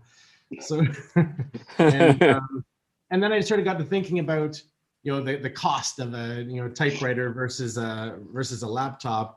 And the typewriter was kind of like, we typewriters have been around since the late 1800s. You young whippersnapper didn't show up on the scene until 1981. So the first laptop, somebody here will probably remember what the first laptop was in 1981. The Epson. Ted probably has it. I think it's an EX20. That model from Radio Shack? No, there was an Epson one just before the Kyocera one. Okay. So, oh, well, I figured it was the Osborne. The Osborne 1 apparently was the first one. That's not really a laptop. I have one of those actually. It's that luggable thing. It's a luggable. Like a let giant, me show you how big that is. Depends how big your lap is. Yeah. And somehow, and it's like the size of an IBM Selectric, probably, right? Yeah. So the Osborne one in 1981 sold for $1,795, which would be $5,165 today. Whereas obviously we all know that we can get a decent typewriter for, well, $50 or less sometimes. Whereas in 1912, and I remember somebody posted a picture this past week of, it was a shipment of Underwood 5s that was sold to a dealer in, was it Wisconsin? And they were for $35 a piece in 1912. So that's only $943 today. So considerably less expensive than laptops. So, and of course we all remember that somebody once said nobody will ever need more than 64K of memory. I know. There's enough to get us to the moon. That's all. It's enough for me. With laptop, you don't need a backing sheet either. So I thought when I first logged on and I saw Joe talking about his different backing sheets, you don't need that for a laptop, but yeah, exactly. I still find I need the rubber mat to keep my laptop from sliding around. The same with my typewriters. So okay, Ted, show us the Osborne, Ted. Here is your laptop. Oh my Osborne gosh. 1. Oh my gosh. Oh Look at my the size goodness. of that thing. It's a small fridge. It's about the size of a sewing machine, actually. Wow. Wow. Kind of the same form factor. Don't hurt yourself. Yeah. Oh wow, that's a Li- liable to get a hernia. Wow. oh. And then Look at here's that. your tiny little 5-inch screen. Does it work? It does work. Oh wow. It works Can you get perfectly. kitten memes? Wow. But That's it's big. insane. I wouldn't call it a laptop. I would have to agree with you. Oh. Hey Ted, Yes. did Atari make a personal computer at one point in time? Yeah, the Atari 800 was the most popular one. Okay, They that made quite a sounds few like of them. when I was in school, you could check out. I'm sure it was the Atari 800. Now that you mention it, you could check out the Atari 800 from the school library. And a buddy and we stayed up all night trying to program. I think it was called Mr. Bojangles. And Okay. after you finished with the program, it was supposed to have Mr. Bojangles dancing on the screen. And what we Right. ended up with was something about this big that you could barely see moving. And we were both so exhausted. We were up to like 4 a.m. trying to get it to work. And we were so disgusted with ourselves that we never tried again. But that was my Atari experience. The dancing Now- demon, huh? Who remembers saving computer programs to cassette tape? Me? Oh yeah. Yeah, we did in school on the Yeah. I think the pet computers. Mm-hmm. Mm-hmm. Yeah. Remember in the magazines you would have the actual Basically. language, and you type it in, and you get one error and everything would go away. So Yeah. So we made our own modems back in the 80s. I knew a couple other people that had the Timex Sinclair computer, the little plastic wedge computer. And so we all had rotary dial telephones, and we would hook up a little 1/8-inch jack in our telephone, and then you could use the cassette tape and play it through the telephone line to another person. You dial up the other person, and they set their computer on, the receive mode or whatever, and you could transfer a program to them via cassette tape, because the pulse tone modulation will go over the phone line just fine. So Yeah. And that's why I call the very early days of the very early days of the internet. yeah, there were people that were writing video games, 8-bit video games for the Timex Sinclair and selling them on cassette tape. It was like an underground market. It was kind of like the way mixtapes used to be traded and sold back in the 80s also, that kind of thing. I assume when all you needed was one person to create a game. Yeah. Yes. Yeah. I assume the data on those cassettes, if played as audio, would just be static, right? Yeah, it'd just be the tone modulation. Yeah. Maybe not unlike a fax machine or something. Yeah, probably a little slower, Ballot. maybe 1200 baud if at most, maybe. Yeah. Not unlike popular rap music today. Yeah. yeah. There was a really good show that came out on Audible, and Audible was the only ones that put it out, but it's called Freaks, and it has to do all with people sabotaging and hiking onto phone lines in the 70s. It's very exciting. They all dial in somehow, they figure out the tones, but the one girl can manufacture the tones audibly with her mouth, so she can call anywhere for free. It just came out a few months ago. Wow. I don't know if you remember back in the 80s, you could go to Radio Shack and buy a tone dialer. It was a little handheld thing. It was about the size of a calculator, and you could store people's phone numbers in it. And when you wanted to dial them up, you put it up to the mouthpiece of a phone and hit the button. It would go, it would do the tones. And those used to be popular as a way of, like having a little phone directory. Yeah, my dad had one of those. He was a real nerd. Well, I mentioned earlier the computer class that we had in the early 70s. We had a PDP-10 digital mainframe computer, and the 10 high schools at the time around Albuquerque would dial into that one computer to run their programs on a modem. And so we had a phone there in the computer lab at school. And so what we used to do is take the handset off the cradle and just use the hook switch of the phone. And well, here, I could actually demonstrate it probably. Oh. Uh-oh. Sorry. That's basically, you just take the hook switch and you just go. Right. Oh, yeah. You could dial random numbers. And we did that. And we got a phone number. Somebody. Oh, we lost Joe.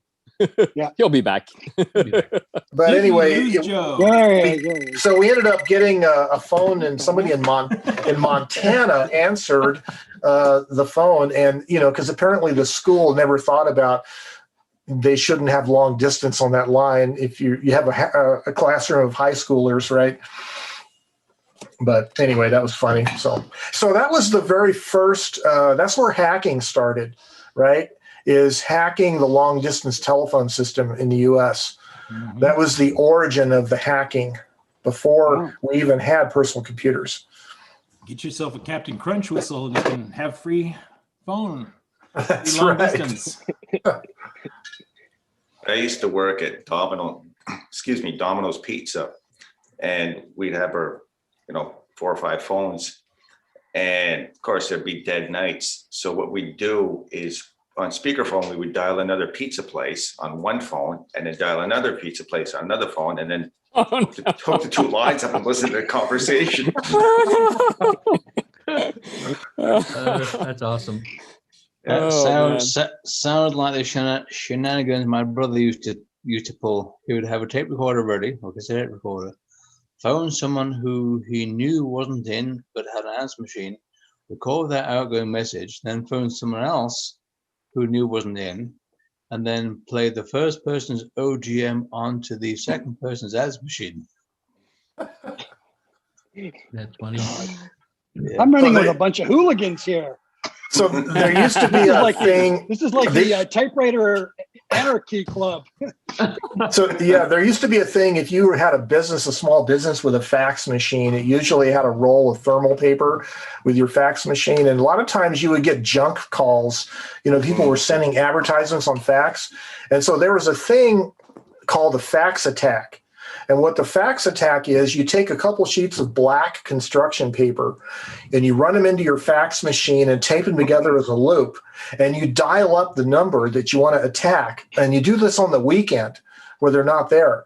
And you just run this roll through endlessly as a document, and what it does is it prints all their paper black on their fax machine. Right, they come in Monday morning, no more black ink. I love it. Yeah. But that reminds me, years ago, we were getting calls from a fax machine to our home number. The number would ring, you'd answer it, and it would be a fax machine. And so I actually had to end up calling the phone company and getting their security people to look up the number that was calling us and find out why they were doing it. And it turned out to be a restaurant way down in the South Valley of Albuquerque, and they were just sending out their daily menu to their fax distribution list. And they happened to have the wrong number. They had our phone number on there. It was pretty funny. That's great. That's great. Hey, I have a question for you guys doing the postcards. Do most of those go through your typewriters okay? Or are you actually just handwriting those out when you send them? Yeah, these would not go through a typewriter. But I have the example here. Oh, the example that there you go. I typed on a piece of newsprint and tore it out. You could do the same actually on the message side. Just pretend this is the message side. Kreskin, that's pretty cool. And actually, Joe has talked about this before. About typing on stickers or paper and putting it down. It's not within arm's reach right now of me, but there is a Avery Yeah, labels. Avery's got a big enough one. Yeah. Yeah, there's one that's the half the size of a postcard roughly. Yeah. And so what I do is I'll run those sticker sheets through the typewriter, type up my note, then I'll stick it on the left side of the typewriter. And then I have another pack of those little Avery address labels, and I'll type on those and stick one of those. So you'll get a card that has a big sticker on the left and an address label on the right. And that's how you can use a typewriter with postcards. Or you can type on normal size paper, and cut out little squares of it and use a glue stick or one of these glue tape cartridges and glue it on or tape it on like that. That's another option. But most postcards are way too stiff for most typewriters. I haven't really tried it with the Royal KMM, but I know some of the postcards, like the ones that Gregory has with his artwork, are really heavy, high-grade card stock, and they're way too very heavy. Yeah, they're way too thick for typing on. But certainly stickers, I think, is the way to go. So what I have is a little travel kit where I bring a pack of the stickers and the address labels and my postcards. And I notice it's actually nowadays harder to find postcards. Like when you go traveling to some other city and you're kind of like a tourist and you're trying to see the touristy destinations, it's harder to find postcards now because not everybody, obviously we live in kind of a post paper world, so to speak. Postcard. Yeah, exactly. So people, used to be able to go to every drugstore, dime store, whatever, you had postcards, but now not as much anymore. You have to go to the real touristy parts of town for that. But so it's a good idea to bring your own postcards sometimes, or bring your hamburger helper, your Tony the Tiger postcards, Frosted Flakes. Still on the subject of cards, I bought a 660-foot yard roll of bulk ribbon, and I was figuring on cutting into like 12 or 14 yard lengths. But the spools I don't have many of, so I decided to try and make some of my own from serial packet card and a wooden core. And you notice a hole inside there. Lay the ribbon across there, push a BB in there, and wind it up. That is so cool. And with a quarter-inch hole, this reel could conceivably work in an Olivetti typewriter, which has the thumb nut to hold the spools in. Mm-hmm. Whether it would or not, I don't know, but I'm figuring it would be a usable way to ship bulk typewriter, cut lengths of typewriter ribbon to customers, and then they can just wind it onto their own spools. Mm-hmm. That's a fantastic idea. Is that a good idea? Yeah, that reminds me also that I have. Definitely. Answer that phone. Ted. Ted's got a box. That reminds me of Bob's ribbon winder thing that I'm going to be doing a review of here this week, hopefully. So that's a great idea, William, making your own typewriter spools. Very cool. Yeah. And of course, these just fit onto a short length of quarter-inch ready rod, washer, wing nut, electric drill, zing, done. Yep. You guys are embarrassing me. I made a sandwich this week.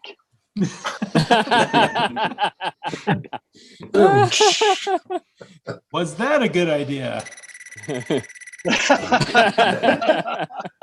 I'm still really sold. I'm still really sold that my ribbon tins. Door, Hal. I'm still really sold that my ribbon tins are gonna do okay. I'll have to ship them out to you. Have I shown you guys how I do ribbon?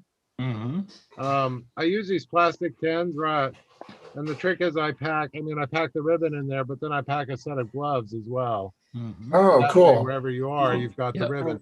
But I don't use the plastic spools because we're always using the same spools on the old machines, right? Because it's hard to get, the cheap plastic spools. So there's no spool here. It's just ribbon. So you put the gloves on, and this is travel. And the whole idea is this tin is plastic. It's not going to hurt your machine. Sorry, I'm banging on a typewriter. It's not going to hurt the machine, banging around in the case. Where do you get those little tins from? So these I get, believe it or not, I own a conglomerate where I make my own balm. So I use them for my balm. So I thought you were a conglomerate. Right. So I always have balm on me. If I reached That's in cool. my pocket right now, I would find. But Like they're made in America. BALM? Yes. Yeah, BALM. Okay. This is hard to see, but this wasn't hearing it very correctly. This is Not making what? BOMB. You're making So the- BOMBs? right. BALM. If you're a mechanic, you're working in solvents and other stuff, and it Right. You need the balm, wrecks right? your hand. I mean, I've got cracked thumbs and split fingers and that sort of stuff. Yeah. Yeah. Yeah, no, it is very important. Mine's mostly coconut based, so every so often I find someone with an allergic reaction to it. That'd And be me. we're still having a lot of fun with the artwork for the packaging. I'm very sold on the formula for the balm. I'm very excited to have it's beeswax, coconut, and a little bit of white petroleum. So it's very simple, and it's all just about holding it together. But these are made right here in Irvine, and Yeah, they it's used to be the used bomb. for chewing dip, but we use them now for I guess they use them now for some type of, they put weed in here somehow. I don't know if it's CBD oil or like edibles or something, like little Edibles, I don't probably, smoke weed. I work for the government. I don't get to do that, but it has something to do with weed. So I get them made here in Irvine. I think I pay just 4 or 5 cents each for them at the end of the day. So I'm excited it'd be neat to put those out on eBay and see if anyone's interested in a traveling way to carry ribbon. I mean, I've only needed ribbon once on the road, and luckily I had some, but I suspect we're going to be traveling a lot more in the near future. So we'll see. Yeah, I see a good idea for advertising the balm is have a commercial of 2 cowboys, and they have the little ring in their back pocket, and they pull it out. Would you like some balm? And they wipe their hands. New York City. New York City. Right. You call this salsa? Well, and I put this balm everywhere. I use it as a lubricant in my locks at work. I put it on my hands. I put it in my hair. Everybody's always laughing at me at the 101 ways I've figured out how to use this balm. So, and I've been formulating it about 4 years now. So, can we order some?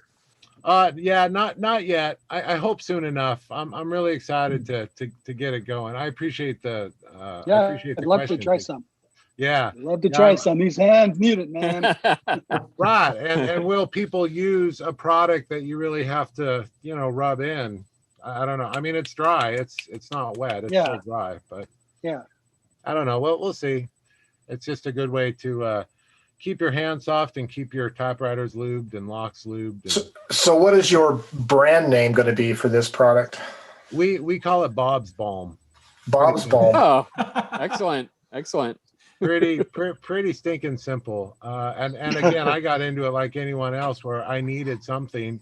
And this was back when my blood pressure was a bit higher, and I would have reactions at my fingers and my feet or my ankles. Oh, and yeah. So I kind of had to, I just got tired of something. Yeah. Everything else. Yeah. The bag balm was too greasy, and there's the Aquifer was greasy but stuck too hard. So I had to come up. The answer was coconut, and how do you find a way to stabilize coconut so you can carry it around with you? So that's all I've done the last few years, and I've used probably 20 or 30 different products putting it all together. But I finally came out with the basic 3 products that really work. So I'm excited to see how that works. My secretary and I just went into business on it about a year ago, so we've really had a fun time. Let's make sure the product's right before we release it. I think sometimes people are so apt, but this is a product you put on your body, so it has to be good. Right. I've used it 3 or 4 years, and hopefully no limbs fall off, and that kind of stuff. Right. Yeah. I'm still healthy. I'm doing just works fine. really well. That's right. Gets rid of warts.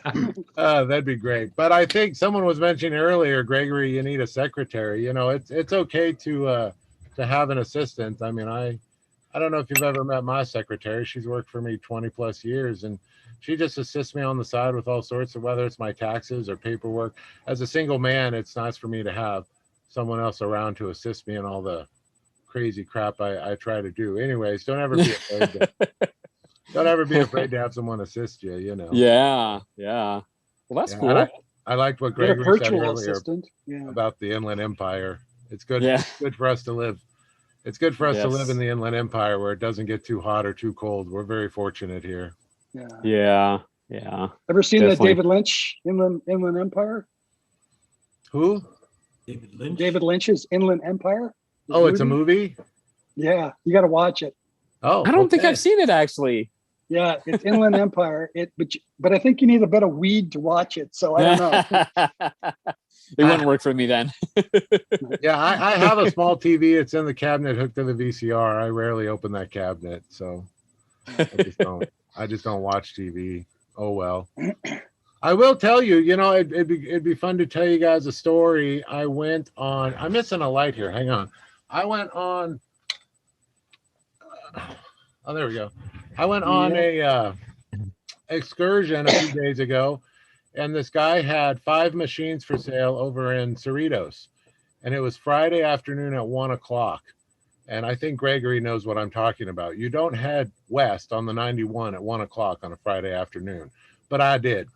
And I got to drive my truck, and usually I'm on a motorcycle. So I posted a video about it on my, I think on my Instagram. But this guy had 5 machines, and I think he wanted $75, $85 a machine, or he wanted $85. I talked him down to $75 a machine. They all look like really good machines. And I picked up 4 out of 5 of them because one of them had been dropped and the carriage was way out of whack. And I didn't want to deal with carriage bearings, and I could tell it was missing a bearing, you know, 1 out of the 4. Anywho, I got this great, you know, Remington 5. I got a Hermes rocket. I got, and this guy was a bit of a collector. He just didn't have, he just had too many machines. So these machines were quite dirty, including that plastic one, the SG. I got a Smith Corona SG something. Anyways, it was funny to spend $75 a machine, and they weren't bad machines. I think the Hermes, you know, the Hermes rocket was kind of worth the whole deal. But I get done, and he goes, "Well, who are you? Like, why would you need all these typewriters?" I said, "Well, I donate a few of them, but other than that, I end up, you know, I like to move them, and I'm in a conglomerate of writers, so I get them to people." And he goes, "What's your name?" I said, "Oh, my name's Bob." And he goes, "Wait a minute, are you the guy on the podcast?" Like, your voice, we're in a parking lot yelling. I said, "Yeah, no, that's me." He's like, "I'm listening to the Joe Van Cleve one right now." Well, yeah, that guy's okay. You know, and the poor guy got goosebumps. He's like, "So you know who like David Torres is?" I go, "Yeah, no, he's a good friend of mine, you know." That's funny. Anyways, awesome. And then Monk. Yeah, I don't know about all that. Oh, that's funny. I know. But then Monk made a comment last night on Facebook, and he had responded to it. His name was Mel. And I said something that Monk wrote the internet, you know. There you go, Monk. Okay. Don't let Monk fool you. He wrote the internet. His code name is Google. It was something I didn't write the like internet. that. So it was nice. It was nice to meet a fellow typer. He's over in Cerritos, but seems like a nice guy. I look forward to. He's going to bring me a few machines to repair as well, so that'll be exciting. Cool. Yeah, that's awesome. Great story, Bob. Yeah. I'm getting better at my storytelling. I also got 2 letters on the same day from some guy named Bill on here. He said he wasn't going to bombard me, but I think that's stalker material. It is. Did he include pictures? Bill, thanks for the letters. Sure. Cool. Yeah, the first one I wrote, it took it a long time to go out. Or with our ice storm, the mail actually couldn't get here for a while. Then we had the holiday, so I went ahead and wrote the second one when I was without power, I think. So right, yeah, sorry about that. That was great. I got a letter written to me without power. It was fabulous. Wow, absolutely fabulous. That was really cool, Bill. Thanks for sharing. Yeah. By the way, your book came in. I just went and picked it up at Powell's, so I look forward to reading it. That's so exciting. I love Powell's. You said they have a sub location by you. I've only been to the main location off of the bridge there. Yeah, yeah. The main downtown location is definitely the place to go if you're visiting. But they have one. I live just off of Hawthorne Avenue here in Southeast Portland, and they have a store on Hawthorne there. Wow, that didn't know is that. within walking distance.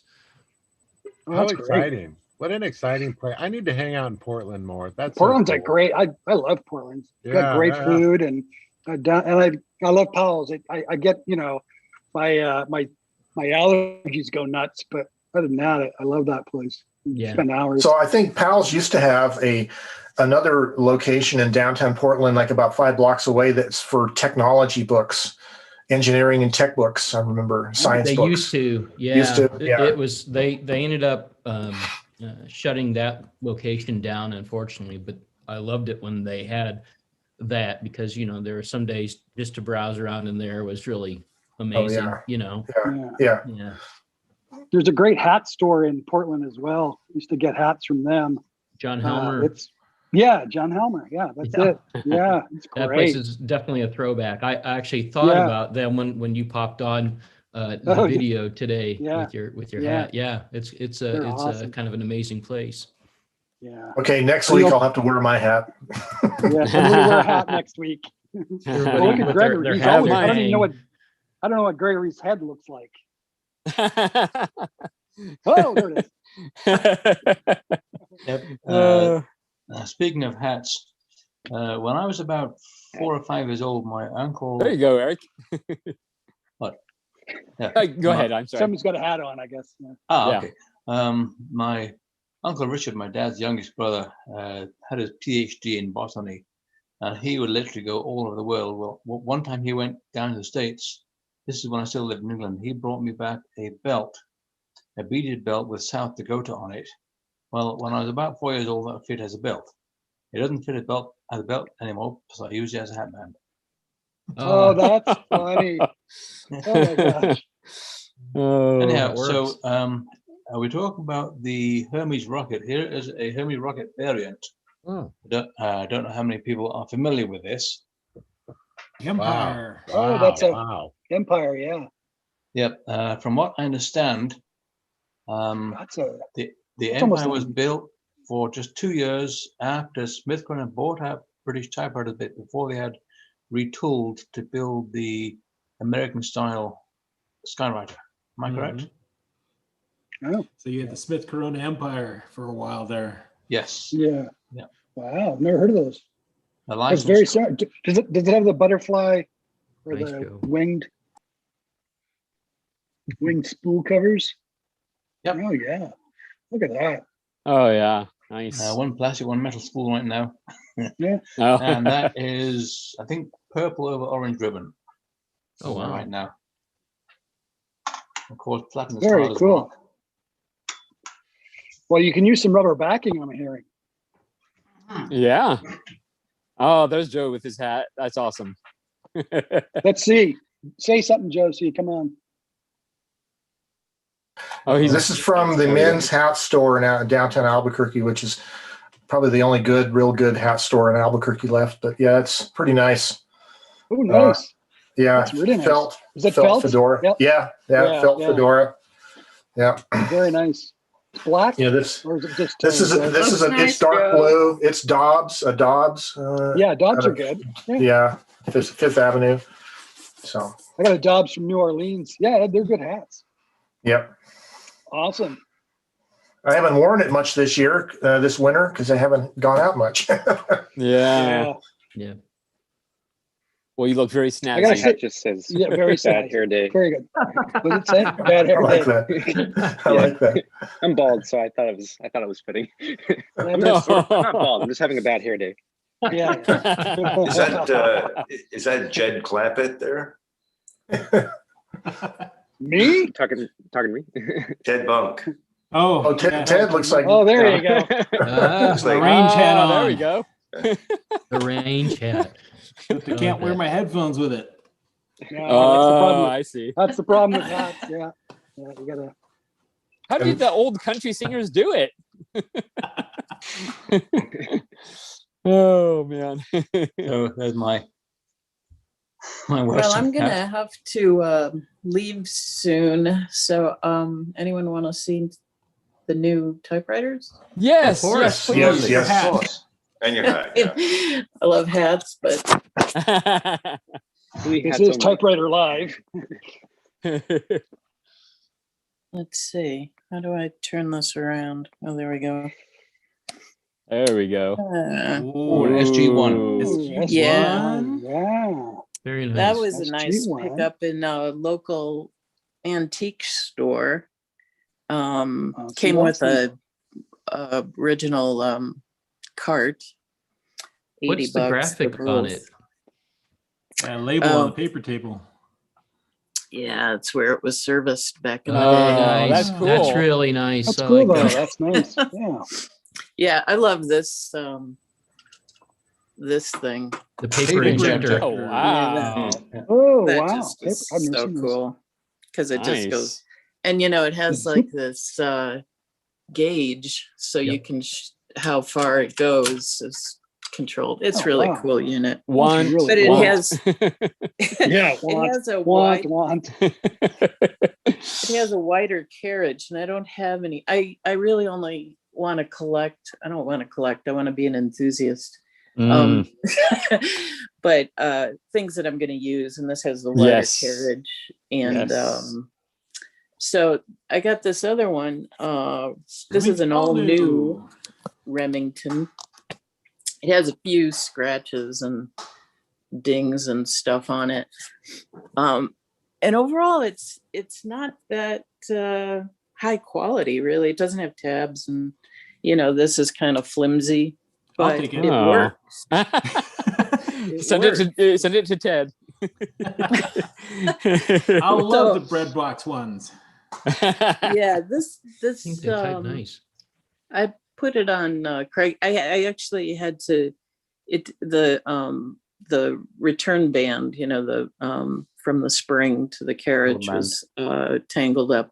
So I repaired that, and it works really good now. So I've got it on Craigslist for $100. See if somebody wants a working unit. From what I understand, the Remington All New was a post-war production and made with lighter material to be more affordable to the average person who was broke after the war. Yeah. Is that That close? explains Yeah, it. this is by serial number. This is 1949. There you go. So yeah. Wow.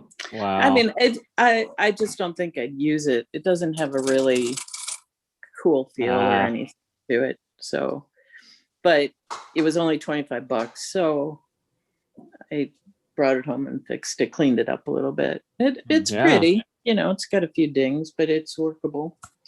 And then this is my problem Ooh. child. Oh no. It's a senior writer. Let's see if I can get that. Looking senior writer. Well, it's a torpedo, 18. I was going to say, that looks like first cousin to a torpedo. Are all of the key tops flat on that Remington? Fine concave. No, Some it's of them stick up where like the divot in the K is, or yeah, it's got a divot.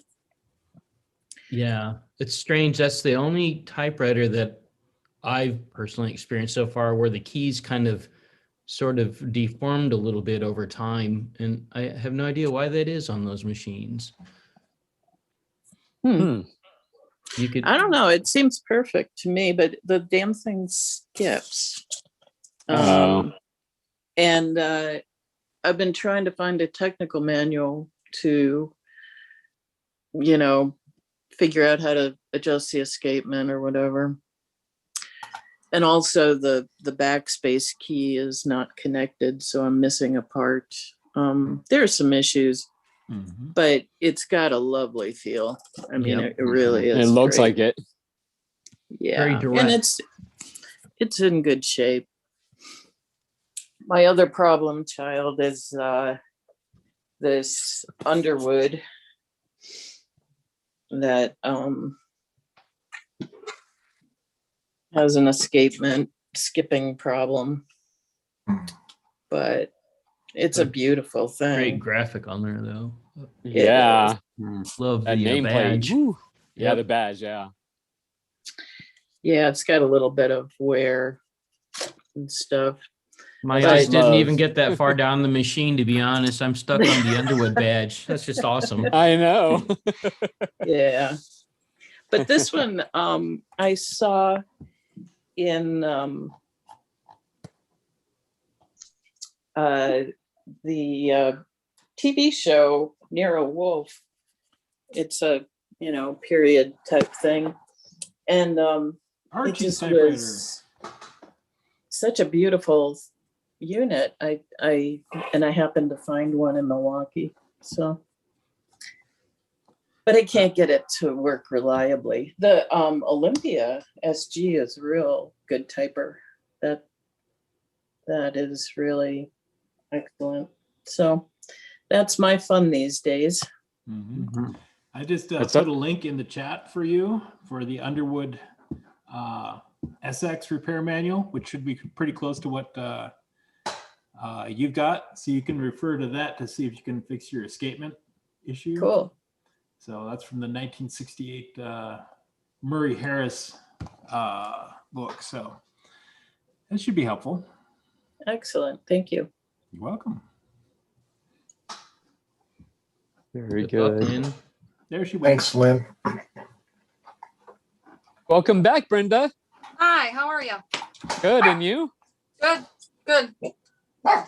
Excellent. What's new in your world? It's been a little while. I'm done being in the freeze thaw. We're done being freezing. Oh my God. I'm so mad. It's too cold. Come to Southern Oh. California. I will. I'd like to.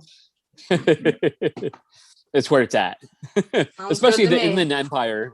We're mostly very moderate here. So yeah, Sounds good. yeah. As long as you don't mind earthquakes. Well, I think I kind of do. They're not as bad as, especially in this area. We don't get the brunt of it. So here it's never bad. I mean, it, sometimes it makes you wonder a little bit. So like, Greg, is this you're gonna house going jinx to us. fall Be down? quiet. Be quiet, Greg. You're gonna jinx us. I know. Huh? Yeah, don't jinx yourself. Yeah, all of a sudden they're like this. Yeah. Well, see, in sixth grade, they told us within 10 years the big one is coming. We have to prepare for it, and they taught us all the survival stuff and preparedness stuff. Well, we're still waiting for the big one. It hasn't come, and I don't think it is coming to this area. I think we're very fortunate here. So yeah. You're in New Other places Hampshire, not so much. We don't get earthquakes or hurricanes or wildfires or anything like that. It gets cold, but yeah, blizzards. We're pretty. we don't have a whole lot of crazy natural disaster things happening here. So I feel pretty fortunate for that. Yeah, maybe I'll be visiting. They kept saying the big earthquake was going to hit around New Madrid in the 90s, and it's like, I mean, some dude had made a prediction, and he said on this day it's going to happen, and so on that day it was sunny, and just for the heck of it, not that anybody really cared, we had our chemistry class outside that day just for the heck of it, because it was at that time. I mean, he said daytime. It's like, okay, fine, whatever. It was a nice day. We all enjoyed it. So, Well, we just strap everything to the walls around here. It's not a big deal. Even that big unit behind me that all my typers are stored on, I've got it strapped to the ground and strapped to the wall in 28 different ways. I mean, we just build differently. That's all. That's how I do it. Lynn is still showing off her typewriter there. I was asking Lynn, I said on that typewriter, it's got like the Dutch IJ key on it. So next to the L, it's a QWERTY keyboard, but it's got the IJ key. So I said, does it have the other accent keys as well? Looks like it does. And there's a symbol. What's that symbol above the IJ? Florins looks like. Yeah. Oh, is that Frank's? or no? Can't see it. No, it's Lynn's. Oh, okay. I get it. I Oh. get it. That's it. I got that right away because that's That was a totally slow my burn. kind of humor. Francs. Francs. Yes. It looks like an integral for mathematics or something. Or no, I guess that would go the other way. Mm, It Yeah, looks that would like go I don't- this way rather than this way. yeah, I it don't do looks math. like an F of some kind. Some kind Yeah, of that's a- what. Yeah, that's why I was thinking Francs. Florins. Lawrence. Yeah. Okay. The funny thing is, when I was testing it out, I thought, oh man, the escapement doesn't work on this key, and it was the umlaut, so it's not supposed key. to, And I was like, Mhm. when I figured yeah. that one, I was greatly relieved because I thought this is really weird. Yeah, yeah. But yeah, it came from the Netherlands, so it has, but it's QWERTY anyway, which is nice. I don't really go for quartz or Zardy or anything. Yeah, yeah. I mean, they would be interesting to have, but for practical purposes, it's not ideal. Yeah, like I really want to have units that I'm going to be using for one reason or Yeah, another. yeah. I've got like a Hermes 3000 from the 70s with the Techno Pica. I do too. And that's just such a nice typeface. I'll keep that It is. around for doing that. So being into different typefaces. I mean, I have to stop because you can't have a typewriter for every typeface you want. Why? Why Yeah. not? That's what I want. That's why you I get think a electric. that's not a good idea, but It's not. You're right. but there are certain ones that are really, really nice. And the Olympia SG has a very nice typeface, and it seems like the desktops, the kerning between letters is different somehow. It just seems a little more spacious than the portables cram everything together. I don't know if that's, I'll have to test that out a little bit more. Lynn, are you talking about space between the letters or space between the lines? I'm not sure. I did the letters. Yes, I know that on an Elite type with the same line spacing as Pica, Elite looks more open and spaced out, whereas Pica looks more crowded. You almost have to type Pica at 1.5 line spaces if your typewriter has that capability. Yeah, that would be a great thing for everybody to have a task of typing off their different units and seeing the differences in the way it looks on the page. I just remember that in the Selectric. I have a Selectric that has a really nice typeface, and Those you can just change the typeface easily. yeah, but I mean, it's just looking at the way it lays on the page seems very different than the portables. For some reason, they seem more crowded. Interesting.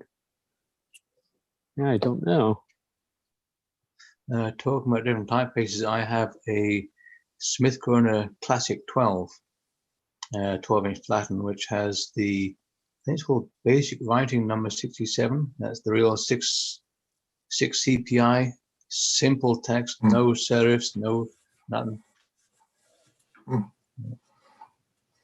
Yeah, I have horrible luck finding different typefaces. So my only excitement came from the Royal Futura 800s, where the E looks like it's rolled back a little bit, but other than that, it's basically the same typewriter. That's one reason I got into. You probably won't be able to. Yeah, you can see it. Yeah. Got into the daisy wheels because you can very easily change different typefaces. This one is actually one of my favorites. It's micro 15, so it's 15 characters per inch. But the one I have well, you can't see it now with my virtual background, but the typewriter behind me has the latest one I got, which is Judicial 10, which you can see a type sample of that on my blog, poortypist.com. I just posted one last night. Yeah. So that's the only way I can get the excitement of different typefaces is by cheating with daisy wheels. So But do you have to have like a certain cartridge? Like it doesn't take regular spools, right? correct. It takes the film ribbons. So it's it's an electronic typewriter. So you don't get any of the Like this, maybe, Greg? Yes, exactly.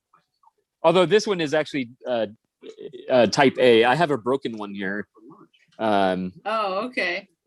This is what was originally in the typewriter. Then I noticed the film wasn't advancing, so I took it out and I noticed that one little side was just broken just a little bit. So I decided to break it the rest of the way because I want to look into putting the film on ribbon spools and use it in a regular typewriter or a manual typewriter. Because we were talking about that last week, actually, putting carbon film on ribbon spools. So I want to try doing that, especially since it's already broken. So I might as well put it to use. So that should be interesting. Yeah. I have a question about this typewriter. Can I ask you? Yes, definitely. Okay. So I have this Remington that I've been working on. There's the screw that's right. This one right here. Is that supposed to have like a nut or some kind of bolt or a nut on the end of it? Because it seems like when I use it, it's rattling, like it's moving. So when I get my letters all lined up, after all the bouncing around and vibrating, this thing seems to move on me. So should I put like fingernail polish on the threads and then put it in, or glue it, or what do I do? My thought would be, I don't know if a washer would fit. Split washer. I can't get in there to do it. There's no room. You know what I mean? And it eventually will, once it jiggles out, it will fall out. It just falls out. Yeah. When I bought this at the antique mall, the screw was just floating around in the suitcase. And I thought, well, I don't know if it even goes with the machine, but that's the only logical spot that I thought it would go. So I've got it lined up. Huh. What make and model is that? Maybe this is the Remington Model 7. Okay. Is that the silent? The silent? Say that again. Is that the silent? Yeah. Okay, I'll take a look at the noise. It's the noiseless. Remington noiseless. Yes. The noiseless. Yeah. I'll take a look at mine later and maybe get back to you next week. Okay. Yeah. One of the things the screw isn't like the original one that it came with, because sometimes there's differences between the metric size and then the standard size screws. Yeah. So maybe somebody tried to fix it by putting in the wrong size screw, and it fits. That's why it's falling out. It fits in there fine. That's not the problem. But I didn't know if it was missing, like if there's supposed to be like a lock nut on it or something, so it can't come out. Quite often. I don't know. That would make sense for there to be a jam nut or lock nut on the screw. So you adjust the screw, then tighten the nut down to hold the screw in place. But what is that bracket that it threads into? Is that the bracket that holds it into the case in the back? No. Or does it actually do anything functionally? Like what is the bolt? When you're moving this up and down, that screw is holding that thing from just popping up higher. So I'm assuming that's part of your line, the line of the characters being all in one line. Yeah. Motion adjustment, yeah. But it's just when you're, up and down and all that, it rattles and it loosens the screw, and then all of a sudden your type's not lining up. So then you have that's to- your motion adjustment for your Yeah, shifting. yeah. Okay. So, but there's Yeah. no, I see there's It like probably needs a locking nut on that. yeah. I don't, but still, even if you, I guess, but if you even have the locking nut on the bottom part, it can still come down though. Right. So that wouldn't do any good. So I can't get in there to put anything at the top. That's why I thought, well, maybe if I just put some either fingernail polish like on the Well, threads. if you and had a thin nut that was on the bottom side with the head of the bolt and you jam that nut tight, it would keep the bolt from moving, locked in place. And it may have lost that little nut. It's probably a thin nut, thinner that than would be on the top, like on on top part. Yeah. Okay. That would be the part that actually tightens up against that bracket and keeps Right. From moving. Yeah. So Sarah's in the comments and she says, on my Model 7, there is a little bit of an old cork washer that goes there. That I have that. It's there. Oh, okay. Yeah, that's okay. there. It still can move out. Okay. So vibrate out. Yeah. So I don't know. I'll figure out something, I guess. Blue Loctite. Yeah. Yeah. Yeah. I wonder if you could actually put one of those little slip on it, the little tongue ones, and you just kind of, you know what I mean? Yeah. Like I into the groove. think I know what you mean. Yeah. Yeah. I'll have to do something, or I'll just get rid of the thing. Probably be easier just to get rid of it. That's usually I don't get rid of them. I just put them in the garage. Yeah. I don't want to do that. I would almost say, for the time being, just put a tiny drop of fingernail polish on there, just as a temporary holder. Yeah. And then we can do a bit of digging later on and see if you can figure out if there is a part missing or if it has or whatever. Right. Okay. Yeah. Sounds good. And get your upper and lower case lined up together, of course, before you. Oh yeah. Well, that's the hard part. I've got it lined up, but then if you take it out, put the polish on it, I know. then you have to hurry up and get it in there and then try it and make sure it's all lined up. Boy. So I even thought about like glue, I have some craft glue that if you use it wet, it sticks. But if you put it on wet and let it dry, it remains like tacky. So I thought, well, maybe if I put that on there and let it dry, then put it in, it might give me a little bit to keep it from moving around. What if you took some type of a slender permanent marker or something and marked a little index line when it's adjusted, so that you know how far you need to screw it in? Go. Yeah. So on other typewriters that where you do the motion adjustment, they usually have the nut on the same side as the head of the bolt is. Mm-hmm. So you would want to get a thin nut and take the bolt off, put the nut on, and then thread them both up in there. And then the idea is you get it set and then you turn that nut and it jams the threads into the bracket and it keeps it from turning. So instead of the nut being on top of the bracket, it's on the same side as the head of the bolt is. Yeah. But you want to jam it and tighten it against the threads after it's been adjusted. That's how most typewriters do the adjustment. John Capazzo in the comment says, mine don't have a locking nut on the bottom with the head. It might be that the nut is missing on the opposite side where you can't easily reach it. Exactly. Yeah. And then Sarah says, maybe put one of those little rubber hose washers like the ones we use on Olympias. Okay. Yeah. Well, hopefully we can get something figured out. I'm guessing Richard Polt would know. I think that's his personal favorite typewriter. He's the reason I bought that thing, because I was reading that book and I was like, I saw one of those at the antique mall. I'm going to go see if it's still there, and I'm grabbing it. And it was there. But the other thing I need is the feed rollers are flat. There's a flat spot, so I have to work, get those going. So you can only, you can't use it really. I mean, you can roll it so far, for Oh. envelopes or something, it's fine, but you're not gonna sit there and do a letter because you're gonna be messed up. Oh. So, but that's okay. Yeah.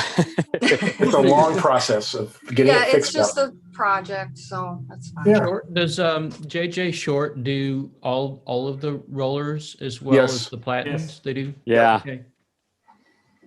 I even had them do my paper bale rollers when I had my Silent Super done. I just did everything nice. just to say it was done. Yeah. They refused to give me a family discount, but oh well. You're too poor. I guess. The poor side Wrong side of the family there, Gregory. I'm the red-headed stepchild. That's right. That's funny. Well, you tried. Yeah.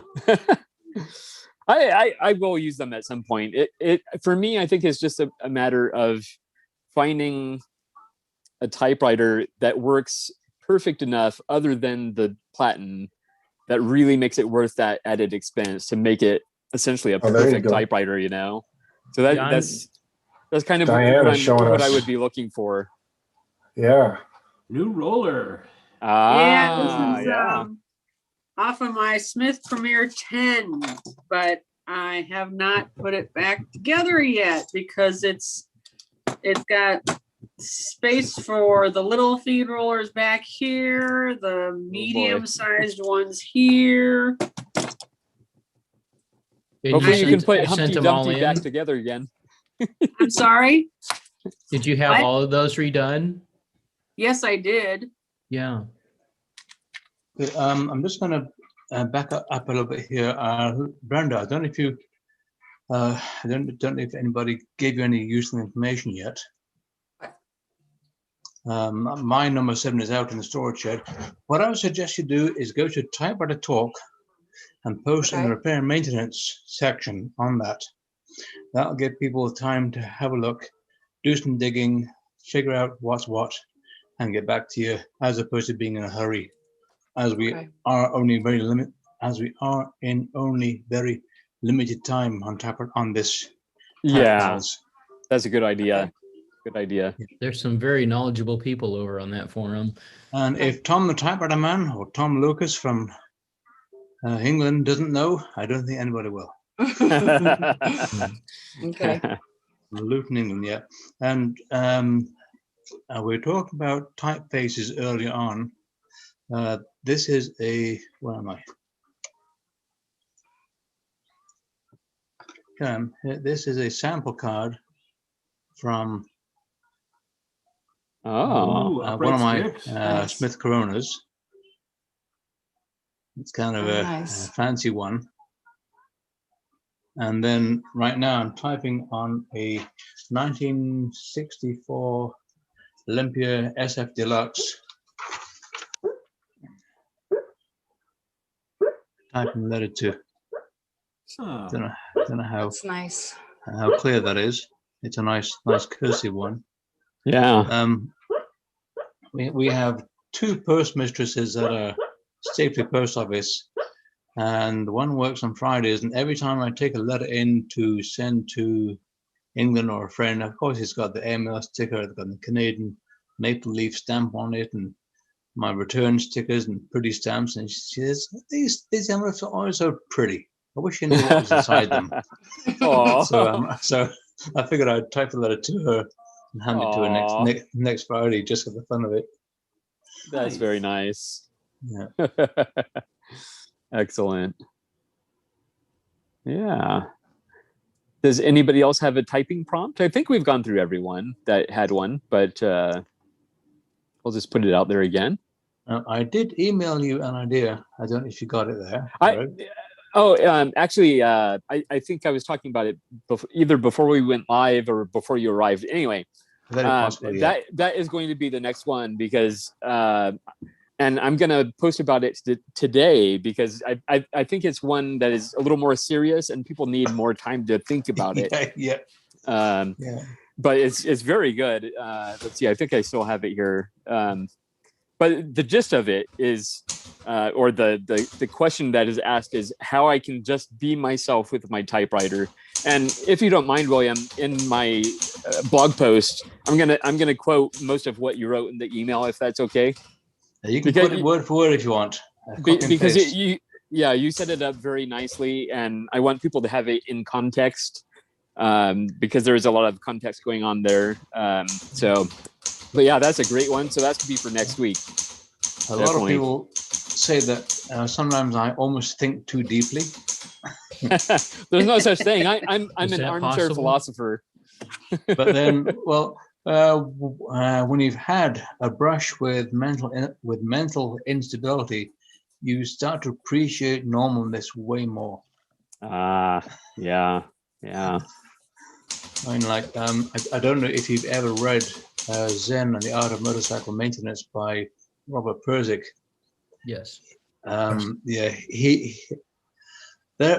on my third attempt at reading that book. There are times when it gets so involved or so deeply, what's the word I'm looking for? Into the realms of mental instability. It hits too close to home. I just have to put the book down for a couple of weeks to a month before I can pick it up again. Yeah. William, it took me 3 tries, and the third time was a charm for me. Yeah. What book is this? Zen and the Art of Motorcycle Maintenance. Oh. Yeah, and that's very important, especially with him and Christopher climbing that mountain. It's okay if you don't make it to the top. I've probably read that book 5 times and only finished it twice. I mean, it's very important. If you don't get there, it's all about the road, not the destination. Exactly. Of course, I wrote a whole book on that, so go figure. I'm a big fan. Yeah, good for you, William. Yeah, and well, I'm of the age now where my friends' children are getting married, and quite often I'll write letters of encouragement. And with having grown up on motorcycles myself, I never owned a car until I moved over here. And my family never had a car until I was 4 years old. It was all motorcycle and sidecar.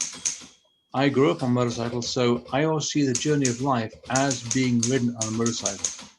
In a car, if you lose traction, you skid. So what? On a motorcycle, you're on the ground. You've got to be a lot more careful. You've got to read the road ahead. And support team, support network, your pit crew is very important. Even though you are on the road by yourself, there are others who are there to help you. Keep a good network going. Keep a good support team going. Communication is paramount in everything, and that is one of the things I love about the typewriters. I can just be myself in front of my typewriter. It's not going to think on me. It's not going to tell anybody what I wrote. There's no mainframe computer is going to read through my emails. And I have pages and pages and pages of thoughts and feelings that I have typed down that they're just sitting in a filing cabinet. I know that nobody will ever see them, but because I was able to put them down on head, I can let it. Because I was able to put them down on paper, I can let them go out of my head. Yeah, exactly. Okay, sorry. I'll stop hogging the screen. Very good thoughts, William. Ted, there's a question for you. What are you typing with? An Underwood Quiet Tab Deluxe. 1957. Nice. That looks like a 1960s model. I like the color. It's a 1957. It's one of the ones that is realistically, a lot of people say that they're not great, and I'm one of them. But they work okay if they're in pretty good condition. If they're not, they get real loose and janky, and they start feeling weird. But as long as they're in good shape, they're pretty good. Yeah. I have the 1954 Underwood Quiet Tab Deluxe with the two-tone tan and brown. Mm-hmm. It looks quite different to that. Yeah, this one's just kind of a bronze with the gold front. Yeah. Kind of paint accent on it. I think it's pretty nice machine. It's got the Underwood slab serif stymie font on it, which is most of the reason that I keep it around. It's a nice looking machine. Mm-hmm. This was made concurrently with the really swoopy Buick looking ones that a lot of people like. But I was never able to get one of those, so I settled for this one because it came free. So that's a good reason.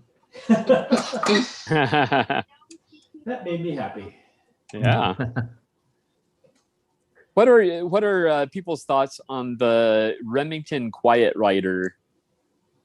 Oh, they're excellent. I love mine. Okay. I have an office writer. Oh, okay. Now they have all these different writers. Are they similar enough, or are they vastly different? They're vastly different.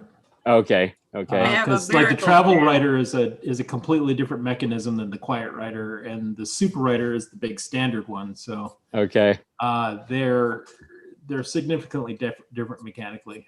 Are there a few of them that are similar? Like, I think they make it. Do they make one called a letter writer? That looks letter writer, quiet writer, all cousins. Yeah. I have one called the Miracle tab. Yeah. Yep.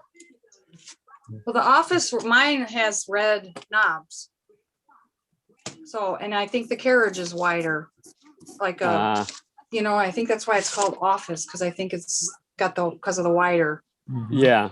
That's is that the one standard size one, or is it the semi-portable, like a home pretty model? big. It's pretty big. It's pretty big. I mean, it's big. I can go get it. Does it have a case? Yeah. Yeah. Oh, okay. It's still the red box. It's still the regular. I think it's still the regular body of, Yeah. but it's just that has a wider carriage. Okay, got it. I like the red knob, so I've seen one of those before and typed with it, and I thought it was pretty nice. Yep. It's a nice machine. Like a quiet writer 11. I believe those have the 11-inch carriage as opposed to just a 10-inch. Which means you can slip a number to an envelope in quite easily. Yeah. I had one of those. That's basically just a quiet writer with a inch longer carriage. Yeah. They're pretty neat. Yeah, I have the Remington 11, and I've got my quiet writer actually in front of me here this morning. Like, I don't have versions of them, but yeah, this one I didn't even need to do anything to it when I picked it up, so it's always nice. But the case sticks, so I have to work on the mechanism of the case. So I had this put away for the longest time, and I dug it out last night, and I'm like, why am I not using this more? My wife said, yeah, you should get it out. But so it's got the metal spools in there, and so that's what mine has. Emblem on the front, and then I think Brenda, you mentioned about Miracle Tab, so it's got Miracle Tab written across the back there. There's no paper, support. No little thing to prop up the paper. Wi-Fi adapter antenna. Wi-Fi antenna. And of course, the thing I love about my quiet writer is it's an EQR prefix, so it's made in England. So since we're talking about Remingtons, I had somebody on my channel was dropping me a question about ribbons for the Remington 1040, and I don't have one with me right now to know what kind of ribbon it takes. But does it take the ribbon cartridge that has that central ring, the large ring on the middle of the hub? Yeah, it takes that weird Remington, like there's a ring and then there's a topper, and like the ribbon just kind of winds around the mechanism. I've seen somebody online selling a plastic replacement that does that all in one piece. You don't have to have it loose. You know how you can buy these ribbons, right? The center of these pop out. So then you can just use those in the Remington. Okay, right. It just comes right out and they just fit right over it. And even like the ones, and then like, I was trying to put this in my, the Olympia SF, and those rods are a lot fatter. So I will cut because there's two things here, that on either side that go over the post. I will slit one slit one on this side and slit one on that side. That way they open up in there so you can slide it down. They fit. Mm-hmm.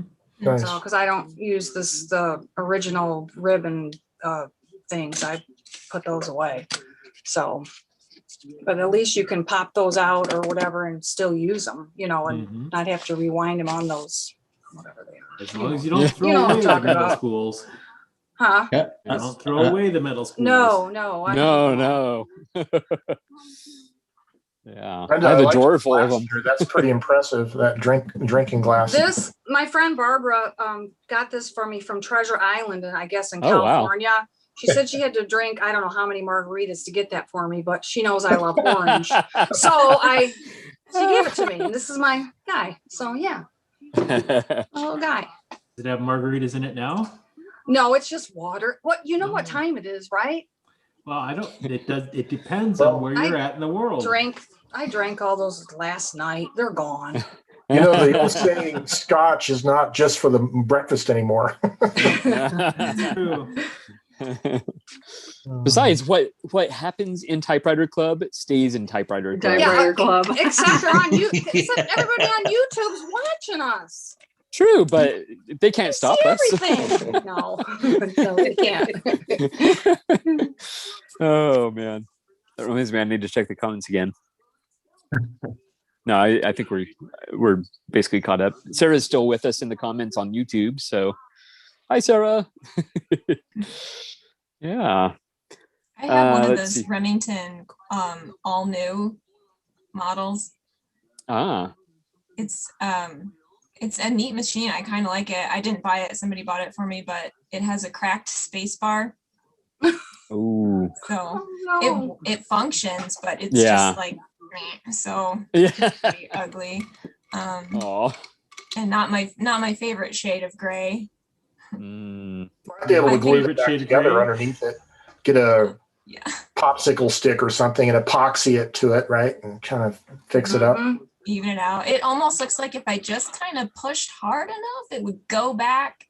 But I've just got tape over it right now, so I don't slice my thumb open. Yeah.